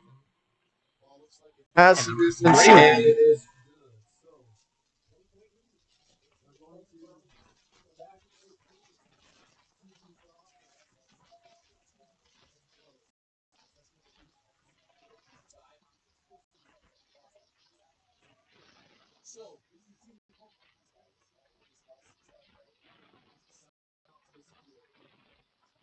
good. Hey. Well, it's been obviously both sides of the ball. But defense has absolutely Pleasant throw down. So if that remains, then Wasatch can win this how momentum changed.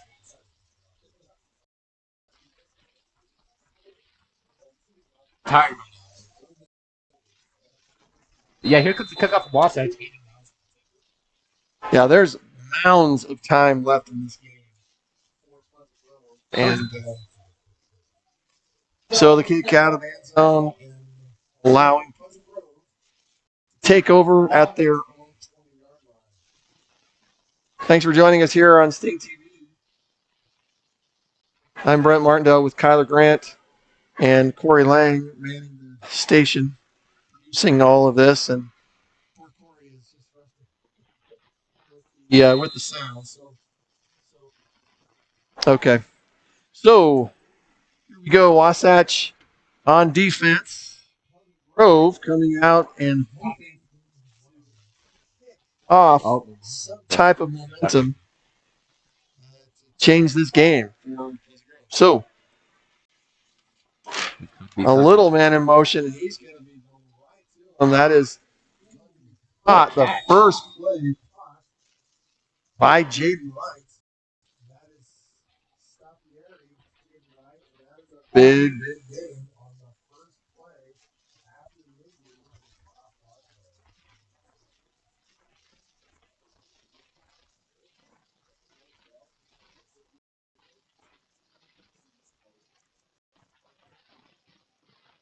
Nobody in the backfield.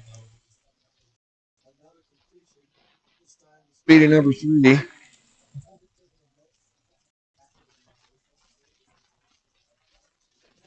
That's but it's gonna work out in favor of Pleasant Grove. There, just smart. Second down for Pleasant Grove on their own 46-yard line.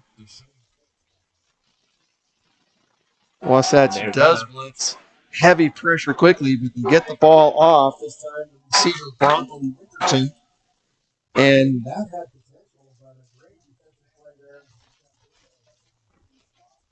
there. I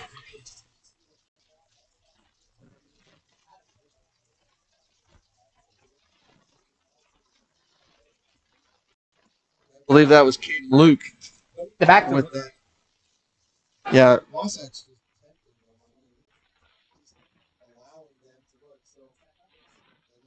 Pass. It's caught. Oh.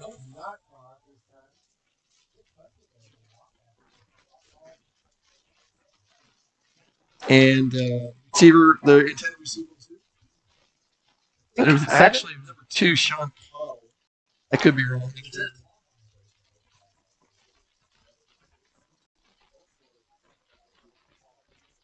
Like 4th down. Wait. Oh no, they're I don't know what I was. So back to punt is Boy once again. Gets the kick off. Sure. It's going to take a Pleasant Grove bounce and just barely into the end zone.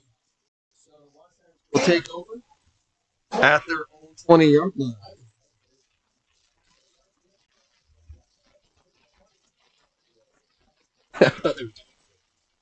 You're right. That was receiver on that last play. Receiver number 7. Coy brothers, a big part of this offense. Looking at their stats, the McCoy brothers, outstanding receivers, just all-around players. Gabe not only plays both sides of the ball, he also punts. So into the game.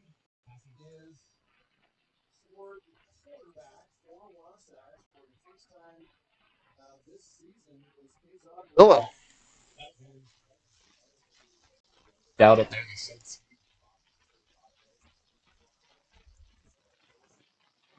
Kazon looked great. That was a great pass. Incomplete this time. The run by Chris Cook. Looks like it's only maybe a yard. And so it will now be 3rd and 9 for Wasatch. Solar will come into the offense. And most definitely a little confusion by Wasatch. which you can expect. Muselar was a running back. He is lined up in the halfback position. And once again, Kazon Villa, he's going to step back. He's got pressure. That's a great arm. A little too great. Alakitashima. And Kazon Villa, arm. That was beautiful.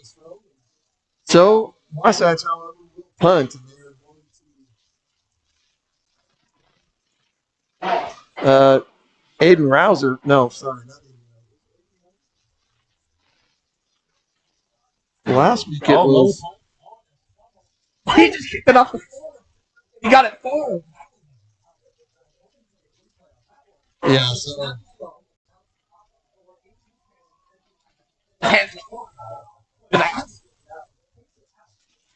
Now that is Aiden Rouser.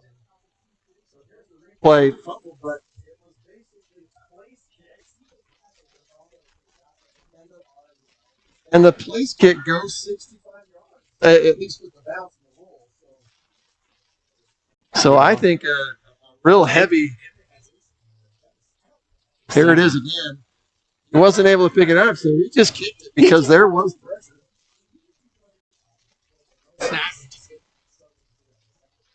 Well, I can't play heavy. A heavy sigh of relief. Wasatch. Yeah. Pleasant Grove takes over with decent field position on their own 4-yard line. Pass is complete. That is Jaden Wright once again.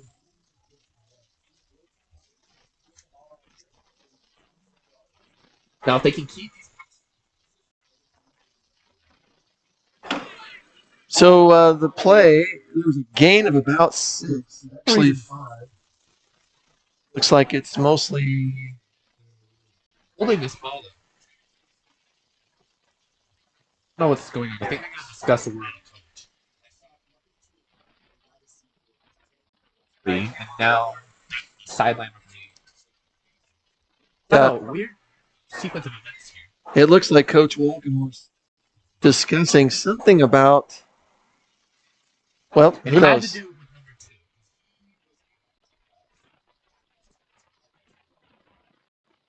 Something happened, I think. Oh, but it's an interesting. I'm not sure what happened. Well, the referee most definitely listening. So, either way, second down for Pleasant Grove, and they are sparking. They're hoping is a little bit of fire. Back in the back.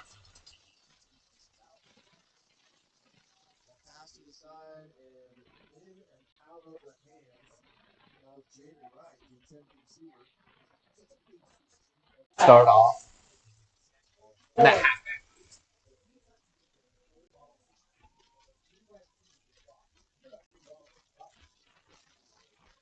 Yeah, that. So they're still in a decent position. Pleasant Grove, 33, and hoping desperately to keep this drive alive. Run. Pass is intercepted. That is Josh Sanders. Josh Sanders has open space. He's down the right sideline and is brought out. Let's confirm that is Josh Sanders. Yes.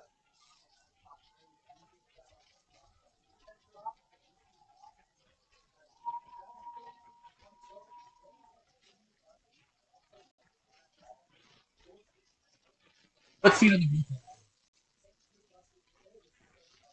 Barry had plenty of time. And just missed. Led a little too far. Speed number 3 receiver.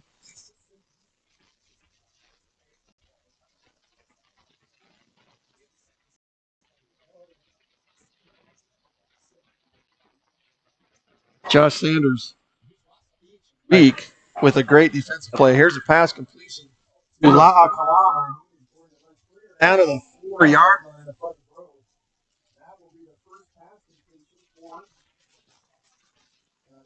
Villa, who has stepped in to play quarterback for the injured Darius Edwards.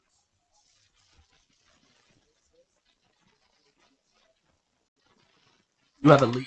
Kazon Villa is going to drop play wide open. Touchdown.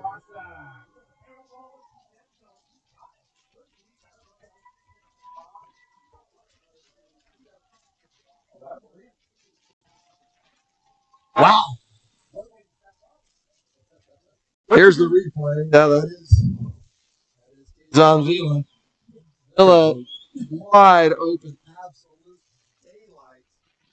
Open and touchdown and a beautiful run and a great introduction for Kazon Villa. Runs to the Yeah. right back.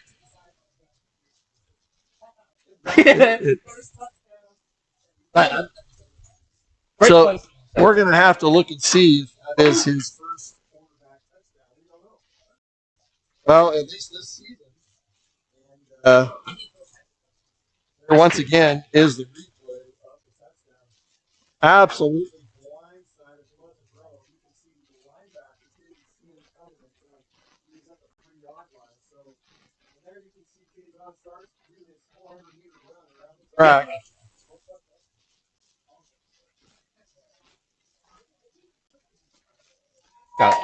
Yeah, what is that? Yeah, he has a name. Well, that makes the score 7-10. Pleasant Grove, absolutely. Well, yeah. Not hurting. Yeah. Especially if this is a series. And it looks like that kick is going to be returned by a Lee. Yeah.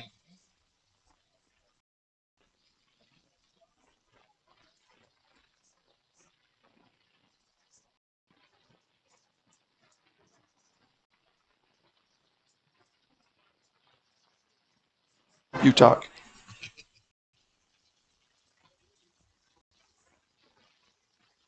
It's just off. It doesn't seem like it's sideline.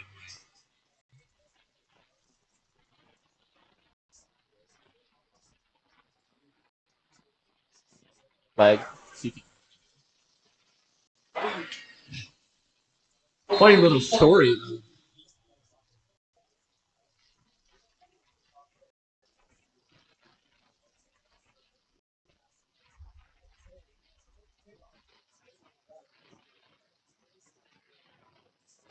He has a huge leg. And now every time I see him kick, I'm like, it's just going to go. Wasatch is reception. Yeah. Yeah, just a devastating turnover there. They had momentum. They had some good position. So they will once again take over. They will take over on their own 20-yard line. 1 minute and 49 seconds left in this third quarter. Far.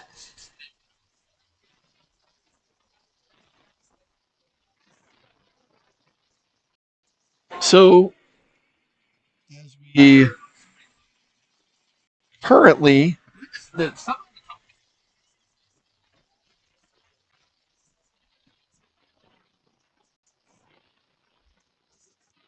talking. Yeah, so yeah, not sure there at all. So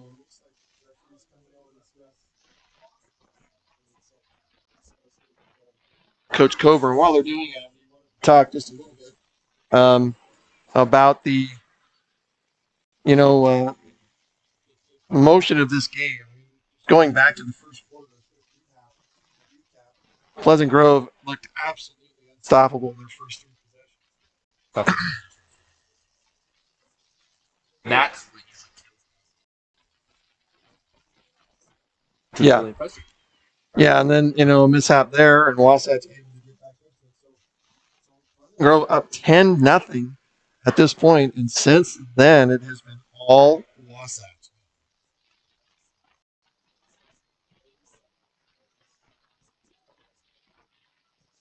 Yeah, absolutely gobs of time here for Pleasant Grove, and they have shown signs all past that defensive stop there.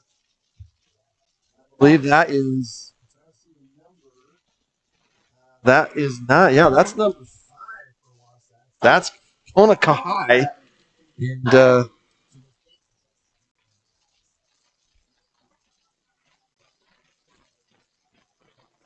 absolutely douses that one.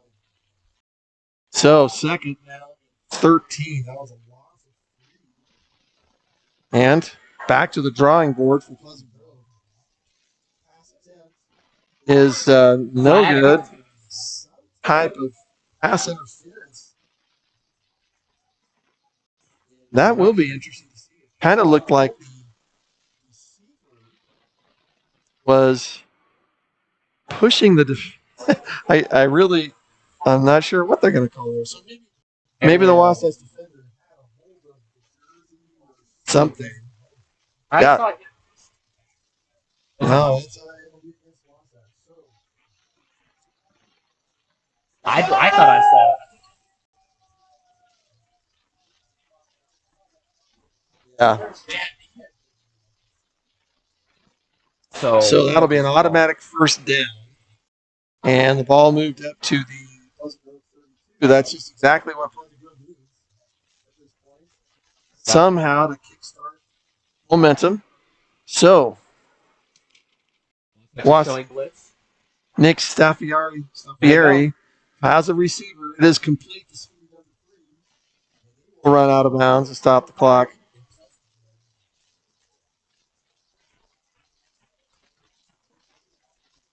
They can intercept it well.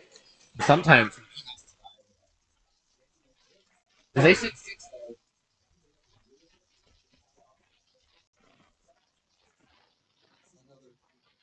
Another first down.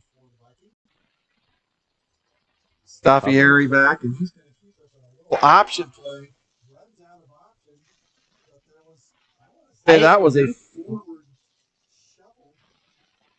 And I'm pretty sure coach is there saying that's what they want to do.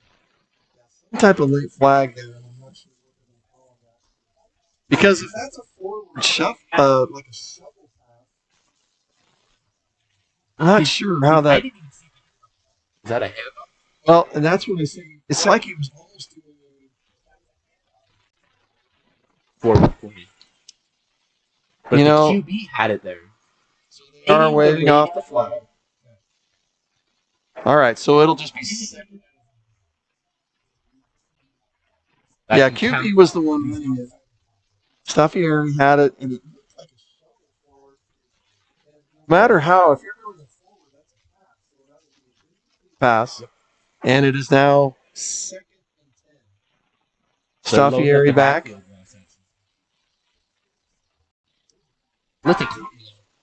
There's the pass up, complete to speed number 3.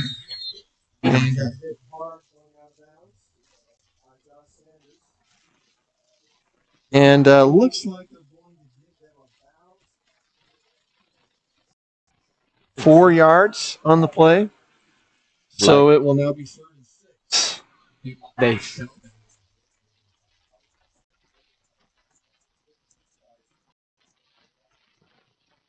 Jaden Wright in the backfield with Staffieri.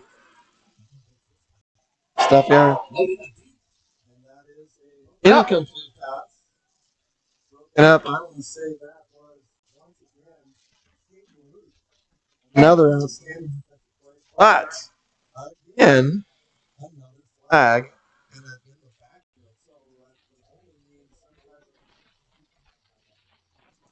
either holding or another foul, but it looks like they're walking back. So holding, like you said.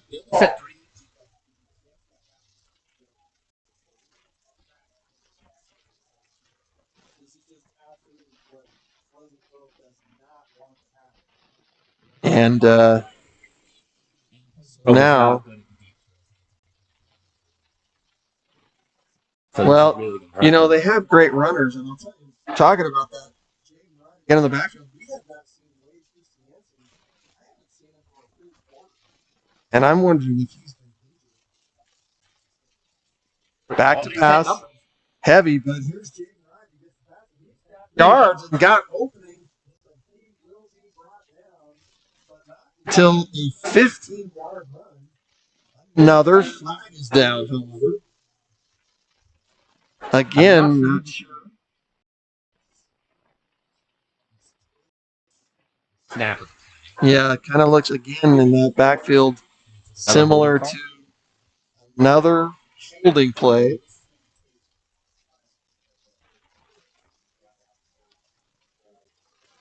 Yeah, you're right. Talking to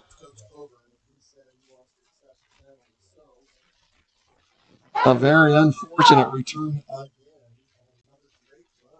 Pass and run by Jaden Wright. That was some good double option. Yeah. He actually stop it.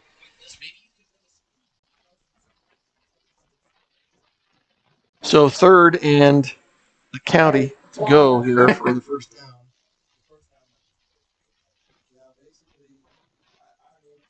We're looking at 3rd and 26. Or no, even 30, wow. Yeah. There's another pass play. This time it is caught. And that is Kai Peterson. Catch. And that will run out of time.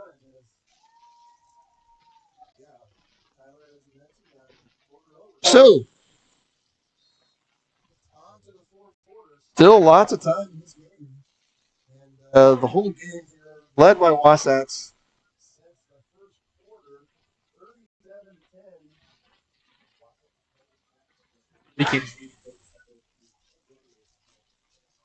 Yeah.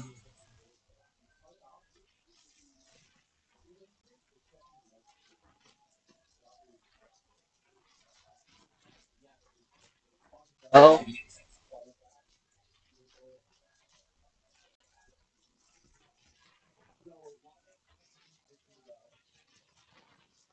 So far.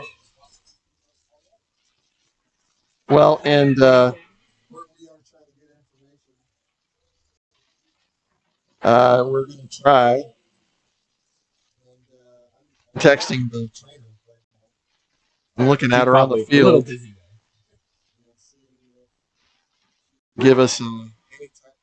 So.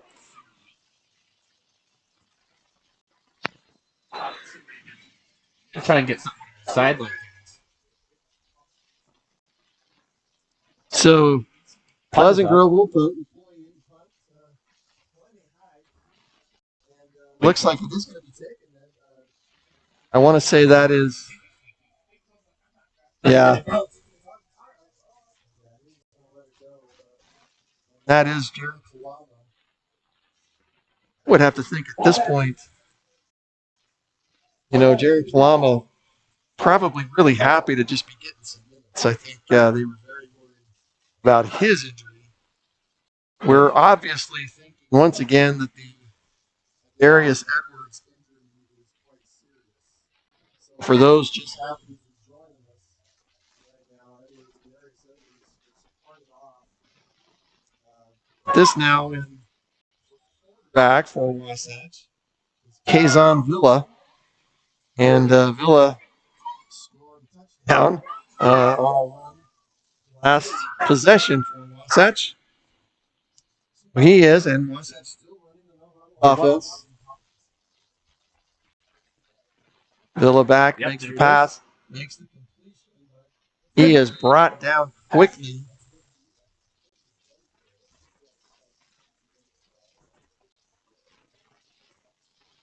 I believe the receiver on that play was Nala Kishima. Kazan Villa is going to run another first down. Kazan Villa.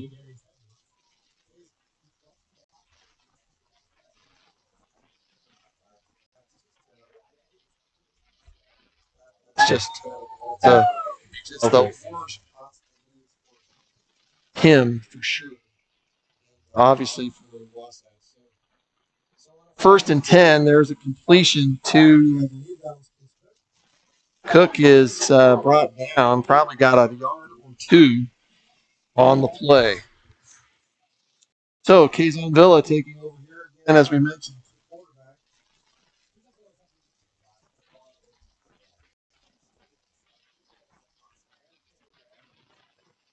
It's definitely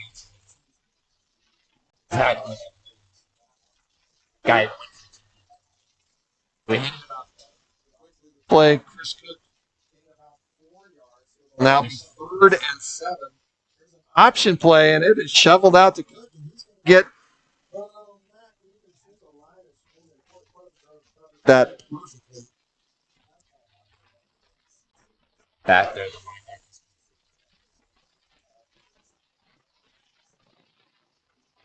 So it looks like 4th and now 5. Kazan Villa's getting.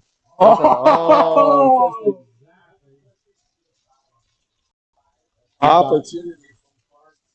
Pleasant Grove. Absolutely.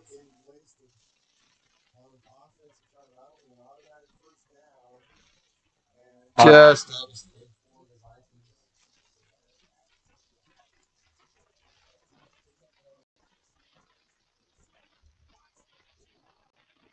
Now they're Wasatch 1st and 10. He's got a receiver. Is on Villa just out of bounds.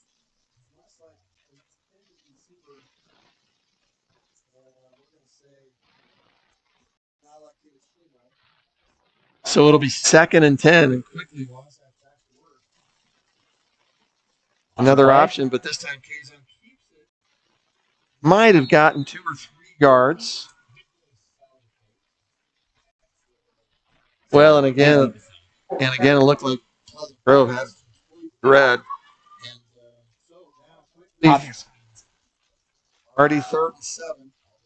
Vila again with the room, and he's going to run, and he's still got open space. He's at the 10.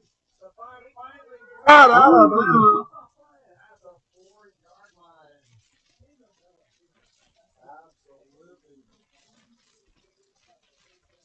line. Absolutely.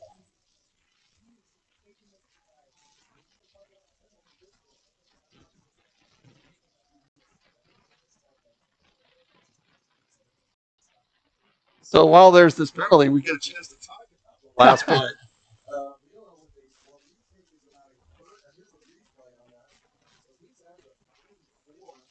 Cuts back, finds the hole. Great blocks there. That's a 40-yard run.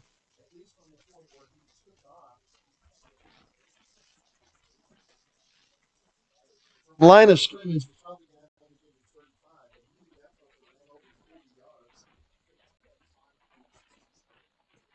Oh, the QB's going to go again. Once again, Kazan.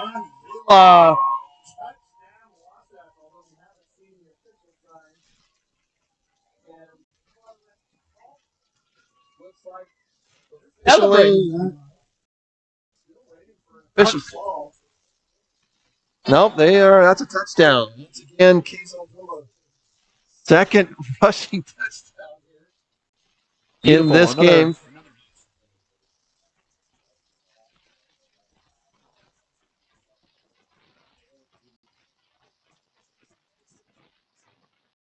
Ashton Southam. No, good. 30. Zone Villa.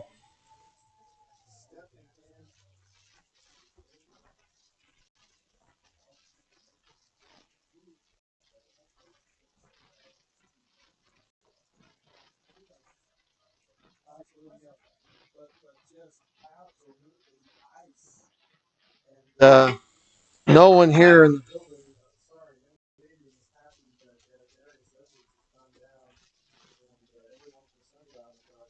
Kazan Villa stepping in. Can you say that's just so?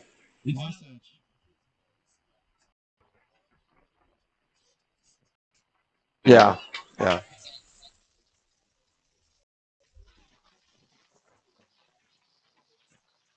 Great.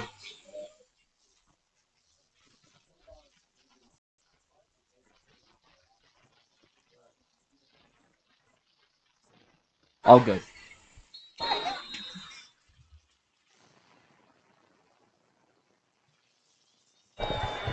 And Wasatch will kick off. And so ball goes into the end zone. Touchback. And will take over. Sting TV. Back with the next possession.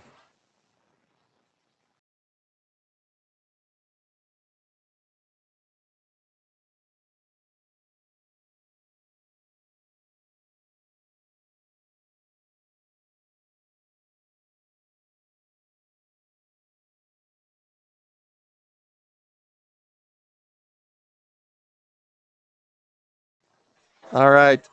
Welcome back. We are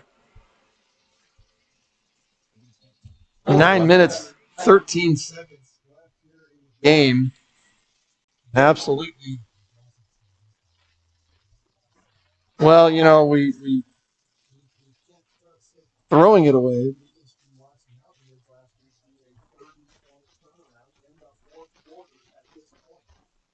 So no one here.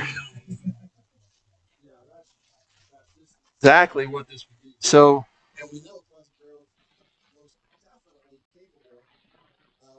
now the Wasatch defense is absolutely swarming. I guess they're wasps. Yeah, so we're trying to see who that is. Is that Caden Luke play? And did it? And is that Caden Luke? Yeah. So okay. Double. Everybody. We have a new quarterback.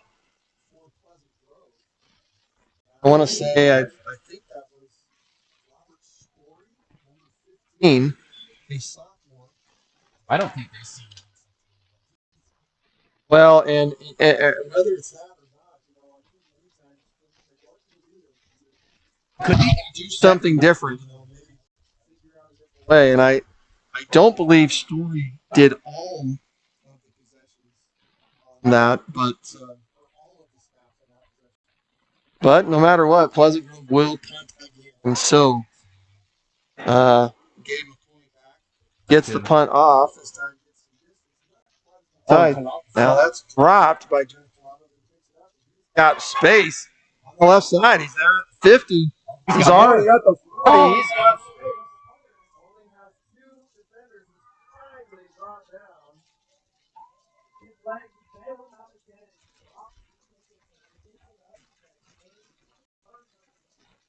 Way up.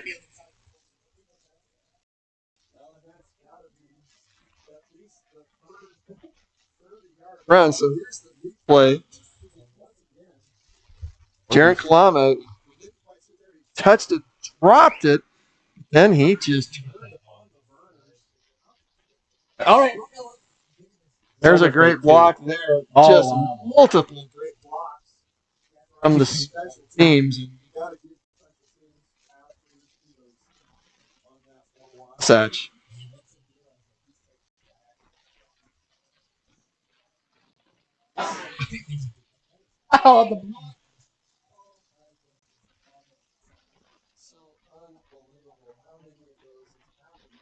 Last 2 weeks for Jared.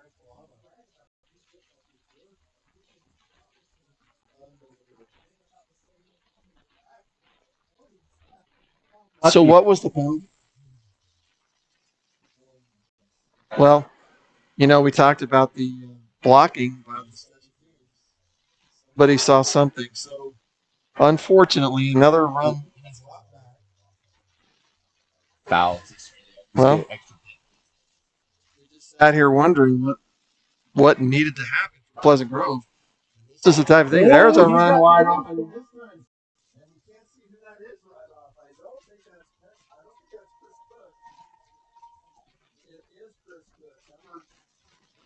No, that is 32 for Wasatch. That is, I believe, is that true? Yeah, Connor. That was a more than 20-yard game. Watch that play again. Gage, he gets the ball and he's Wasatch. So now we're back live. There's an incomplete pass this time. And, well, it just did the run. So it must have been another play. So,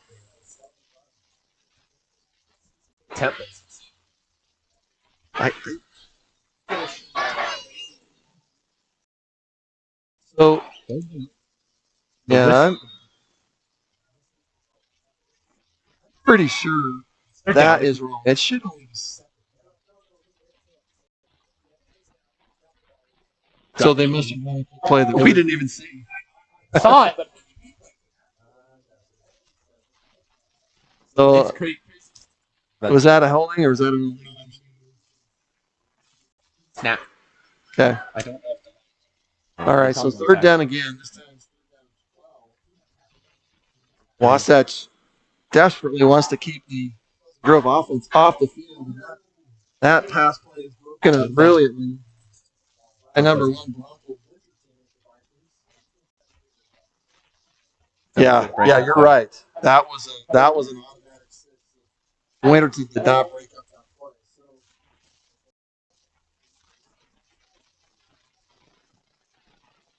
And it's just got it's an impossible situation. Yeah.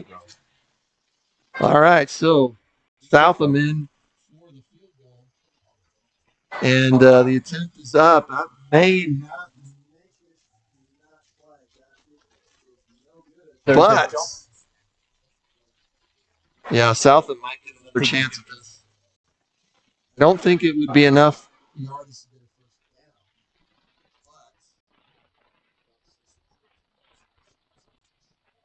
down. Yeah, I'm not sure of that, how that works. See, they're going to mark out 5 yards. So Southam will attempt again. This time, the kick will be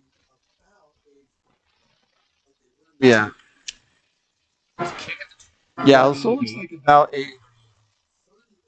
What is it? Yeah, 38-yard attempt. Well, and like I said before the game, he was. Yeah, I think that one was blocked.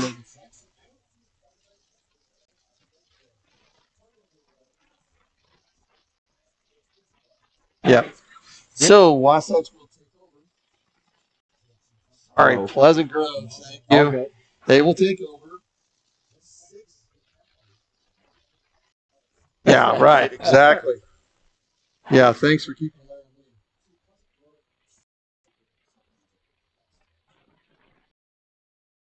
in mind. Well, and you know, at this stage, Pleasant Grove just running out of time. They've got to score. Got to score. Yeah, this has got to be.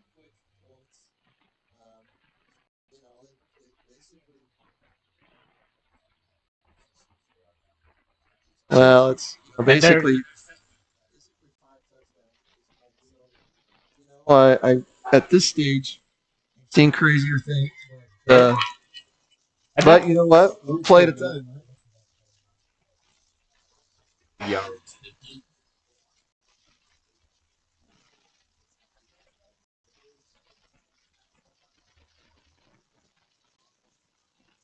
Pleasant Grove, second down and about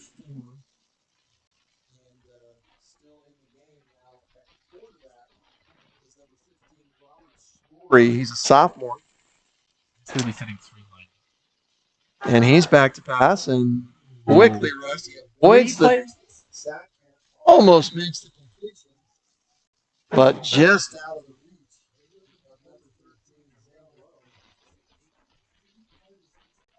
Yeah, that was. There's our camera. Saying hi. So 3rd down and 4. Robert Story in the game for the Vikings at quarterback. Just hoping to try to get some. He looks left, finds a receiver. 12.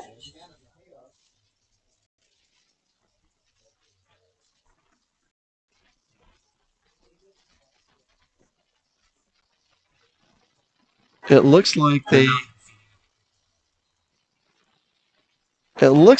are just short of the first down. No, they looks like they're giving them first down. So Pleasant Grove, first down on their own 30-yard line. Story back in the shotgun, standing next to him, Elijah. Can't see that number. So that's Wade Christiansen. We had looked for earlier in the backfield. Pass completion good to the Vikings. And there'll be about a gain of 2 yards.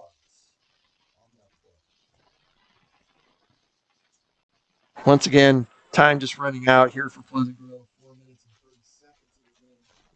At this stage, just probably coaches, players, possibly getting some experience now.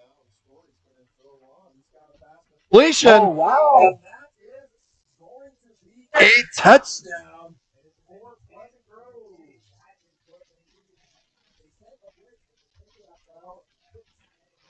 Out the safety.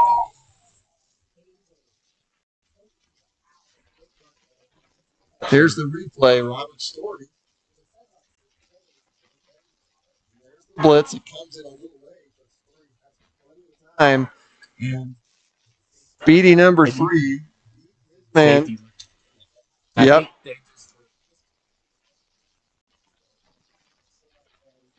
But I mean, that game.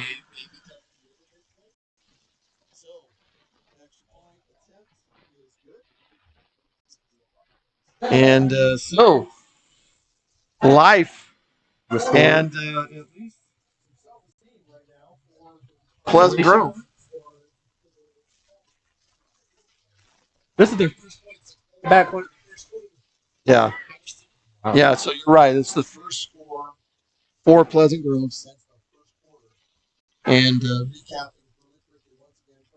came out of their first 3 possessions. Barnstorming. First downs, quick scores, and at least in the first 2 possessions.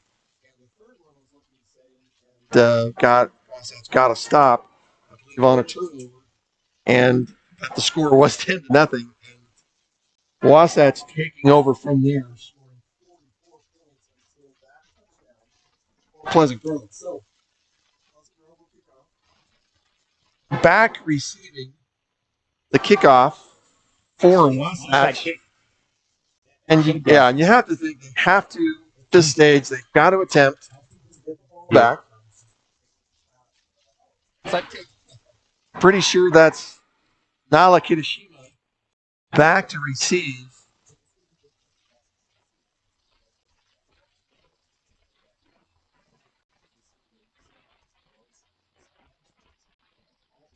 So they're kicking it off into the end zone. So, yeah, it's just everyone thinking is that, but I would imagine sometimes in high school, well, I unless you're, at this stage, if you're just conceding and knowing, unless you know how to convert that.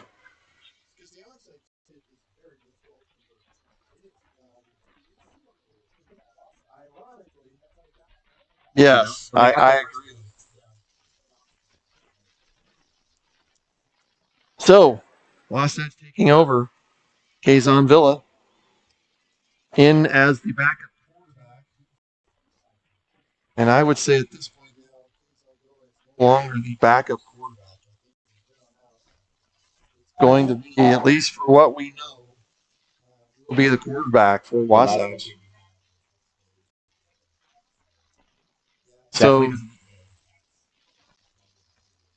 news is that Adarius Edwards injured his knee. And, very serious.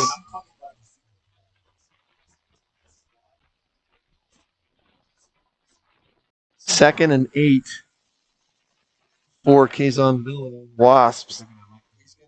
Ball and swing right. Runs out of bounds.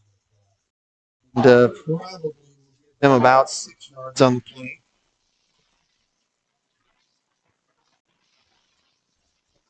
So that will on the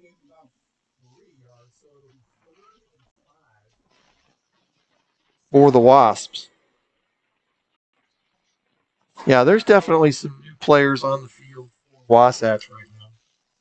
Number 12, Ryder Danes in there. Dane's a senior. Looks like the handoff that time goes to. Don't think that was.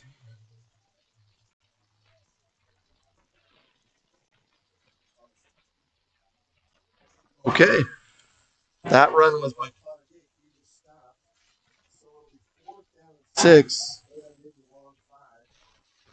That's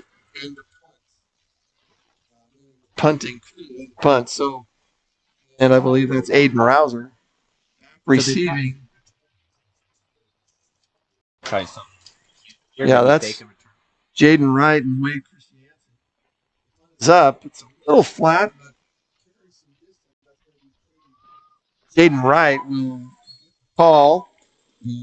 They'll run it to the Wasatch. Oh, and there's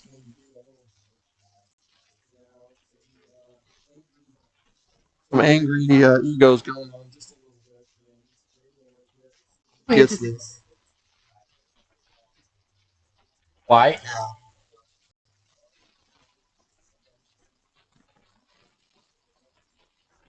High risk in trying to get something. So personal foul is going to be called against. Got a little angry, I think, and somebody was pulling him down. So add insult to injury. Still going to be 1st and 10, but it's going to push back to their own 30-yard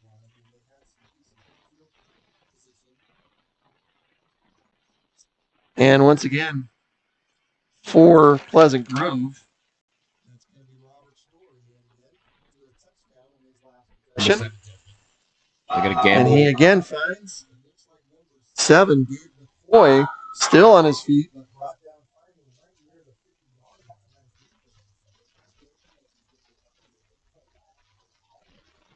Fell, got the ball. So step back, guy. Wasatch definitely full of reserves out on the field, but still Pleasant Grove. Robert Story is Pleasant Grove team.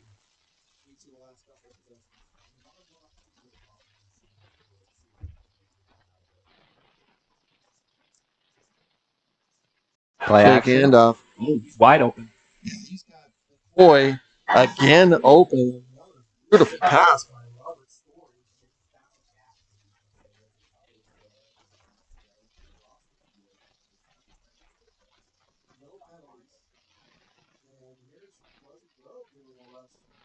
Offense, no hit. 2 minutes, 10 seconds left. Play action. Man, but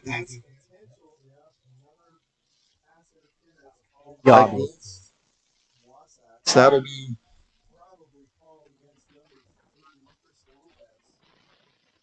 and that was kind of close, questionable, but there obviously must have been enough that and so that'll be, I believe, down.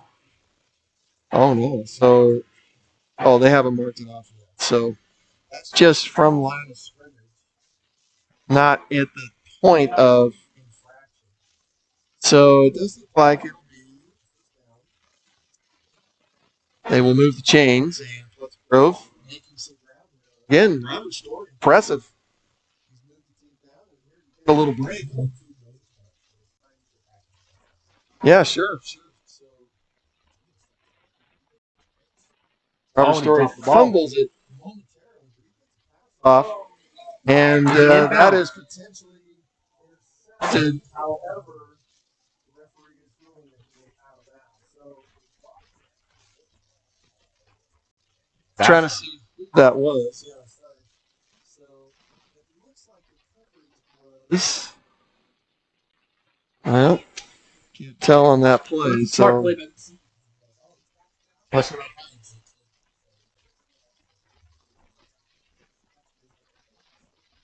I want to say that was potentially 41, Josh Davis. But because he's still out on the field.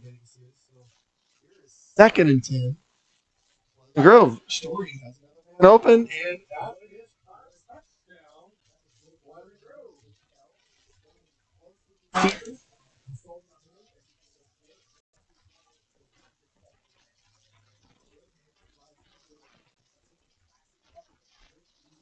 It's all too late. Well, that receiver we'll see here on the replay. Sean Cottle. You can see it the left side of your screen. Juke gets past, and another impressive pass by Robert Stewart. Saw it too.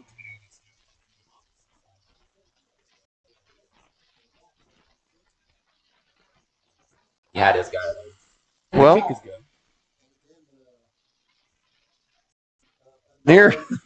Near drop on the hold for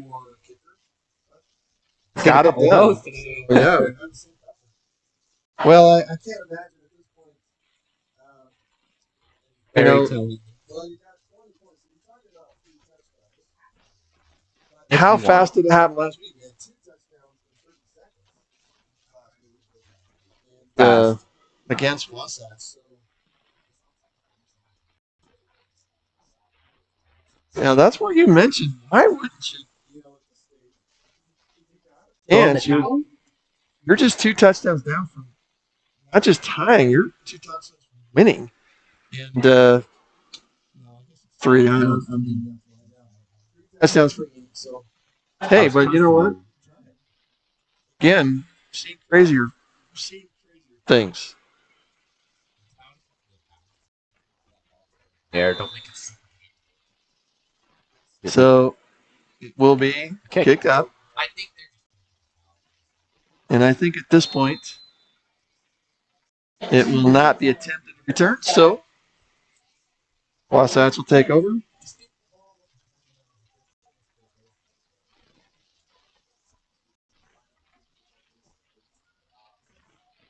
Well, and that they have that. Yeah, Pleasant Grove has all their timeouts left. Yeah, they so, but we'll see. I mean, they're potentially plays for their players.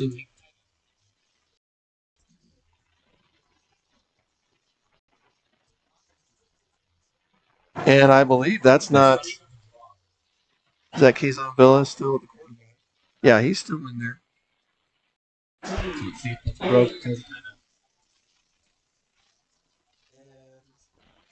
Not looking like there's going to be a timeout. Yeah, so could keep this ball for the entire possession. Excuse me. For the entire.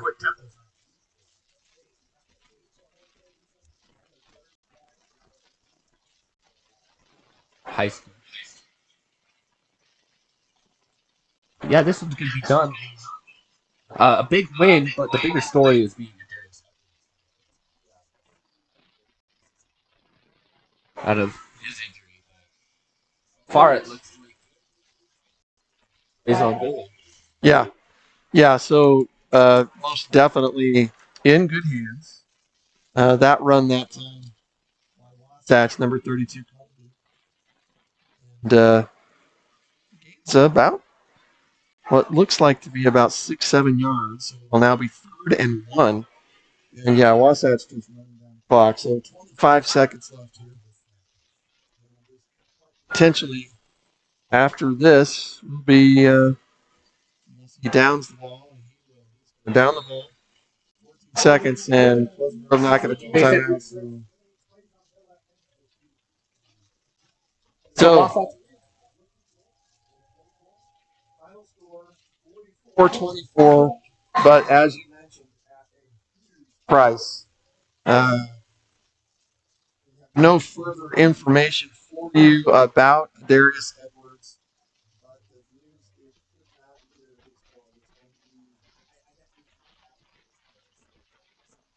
Come out. Rest him. Yeah. The only way Darius didn't look good. But I Right. think Quaison is definitely starting. Yeah, I think he's on Villa. Like he'll be the man. Might be surprised because he's a very valuable receiver and plays of the game. This is the beginning of the game. And yeah. Well, and that's Jake Wright scoring. And this is where we were so impressed. Steamroll. Heels. And here was the first touchdown.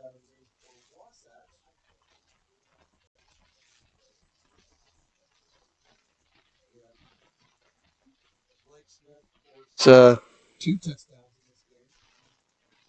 So at that stage of the game, Wasatch feeling like they turned it around.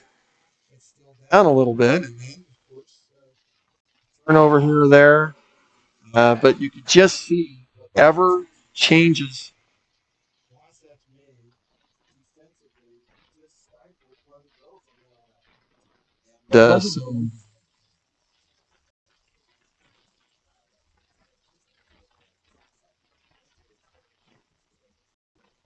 So this will end up being Jaden Kalama,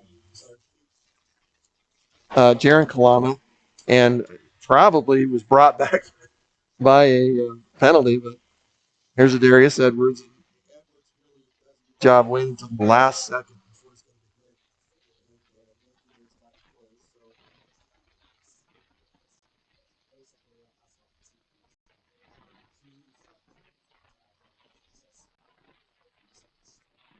Yeah. Pleasant Grove showing there in the replay just lost their mojo. I mean, that looked like an open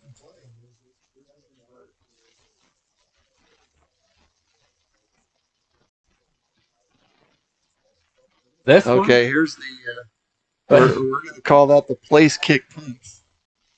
And I thought that was actually huge because that was going to give, if that was fumbled, that was going to give Not. And then the interception. Devastating. And this was what was called the nail in the coffin. Because at this stage, there's still more than a quarter left.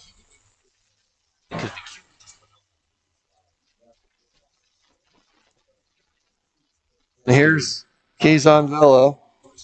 Absolutely ecstatic. He's just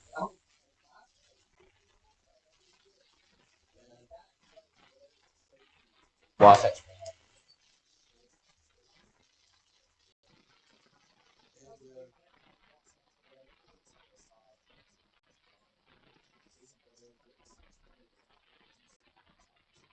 Great defensive play there by Dylan Dixon.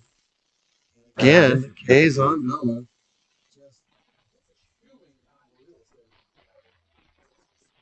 Yeah, he for the score there. Another 30-yard run. And, I can't imagine. To me, if State goes out, you're thinking, oh, hey, we got it made. But instead, so here's the punt. And another, I'm pretty sure this is another 40-yard run. was called back. Right in there was one of the holds. I'm not sure. A lot of great blocks by Wasatch, but finally inside the 20. And Keyes-on-Ville just steps up, and Chris Cook got a couple of nice runs and made that game. So, here's the continued replay there. Was I'm seeing that wasn't Chris Cook.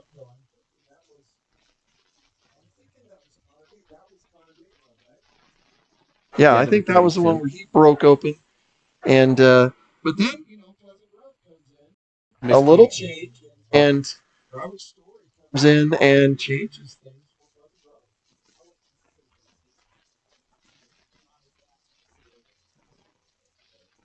Did a great job of getting that score. Now,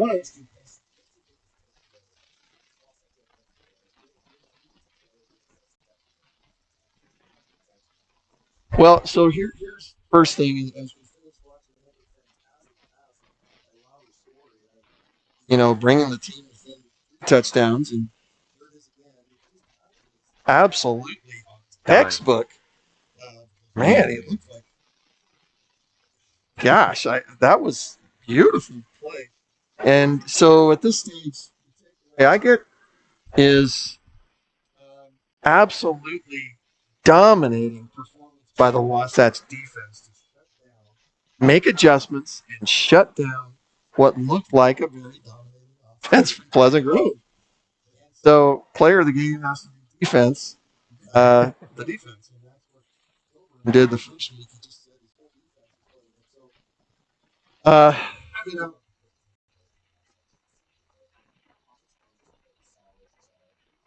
Stacks or lost.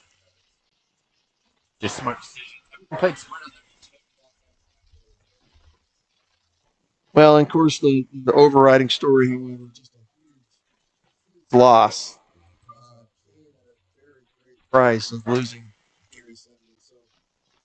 on the team and the season, just desperately hoping for the best for Chris, and if he happens to. So that's looking forward here. What we have next for Pleasant Grove, a tough loss again. They've gone 2 weeks in a row now. Next, we'll go finally have a home game. They will have a home game against the Riverton and then Lone Peak. So their road, unfortunately, is not Pleasant Grove. Wasatch will be up next. They will be, I believe, on the road next week. Yeah, they're going to Salem Hill. So Region 9 begins.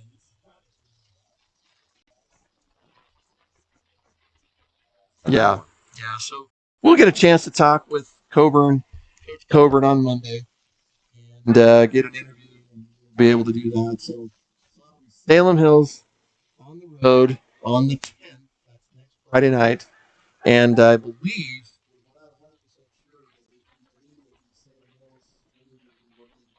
and that's where TV will have that. We'll hear that from. But then the following week, Maple Mountain comes to Wasatch. In fact, Wasatch has 2 in a row, really big games. That's Maple and then Springville on the 24th. So here we go. Region starts. We go from this tough preseason to tough region. Well, and I don't know. I maybe they're quite confident. Players will be devastated for their but they'll be quite confident with their new quarterback. Final words. Anybody in here? We got Kyler and Hiram and Corey Lang. Corey is just frustrated, of course. Final words, anybody? good game. Hopefully, I see more of it. I don't really see losses. Well, so what we're going to do is go ahead and call it B, and and all the staff here everybody with Sting TV. I'm Brent Martin.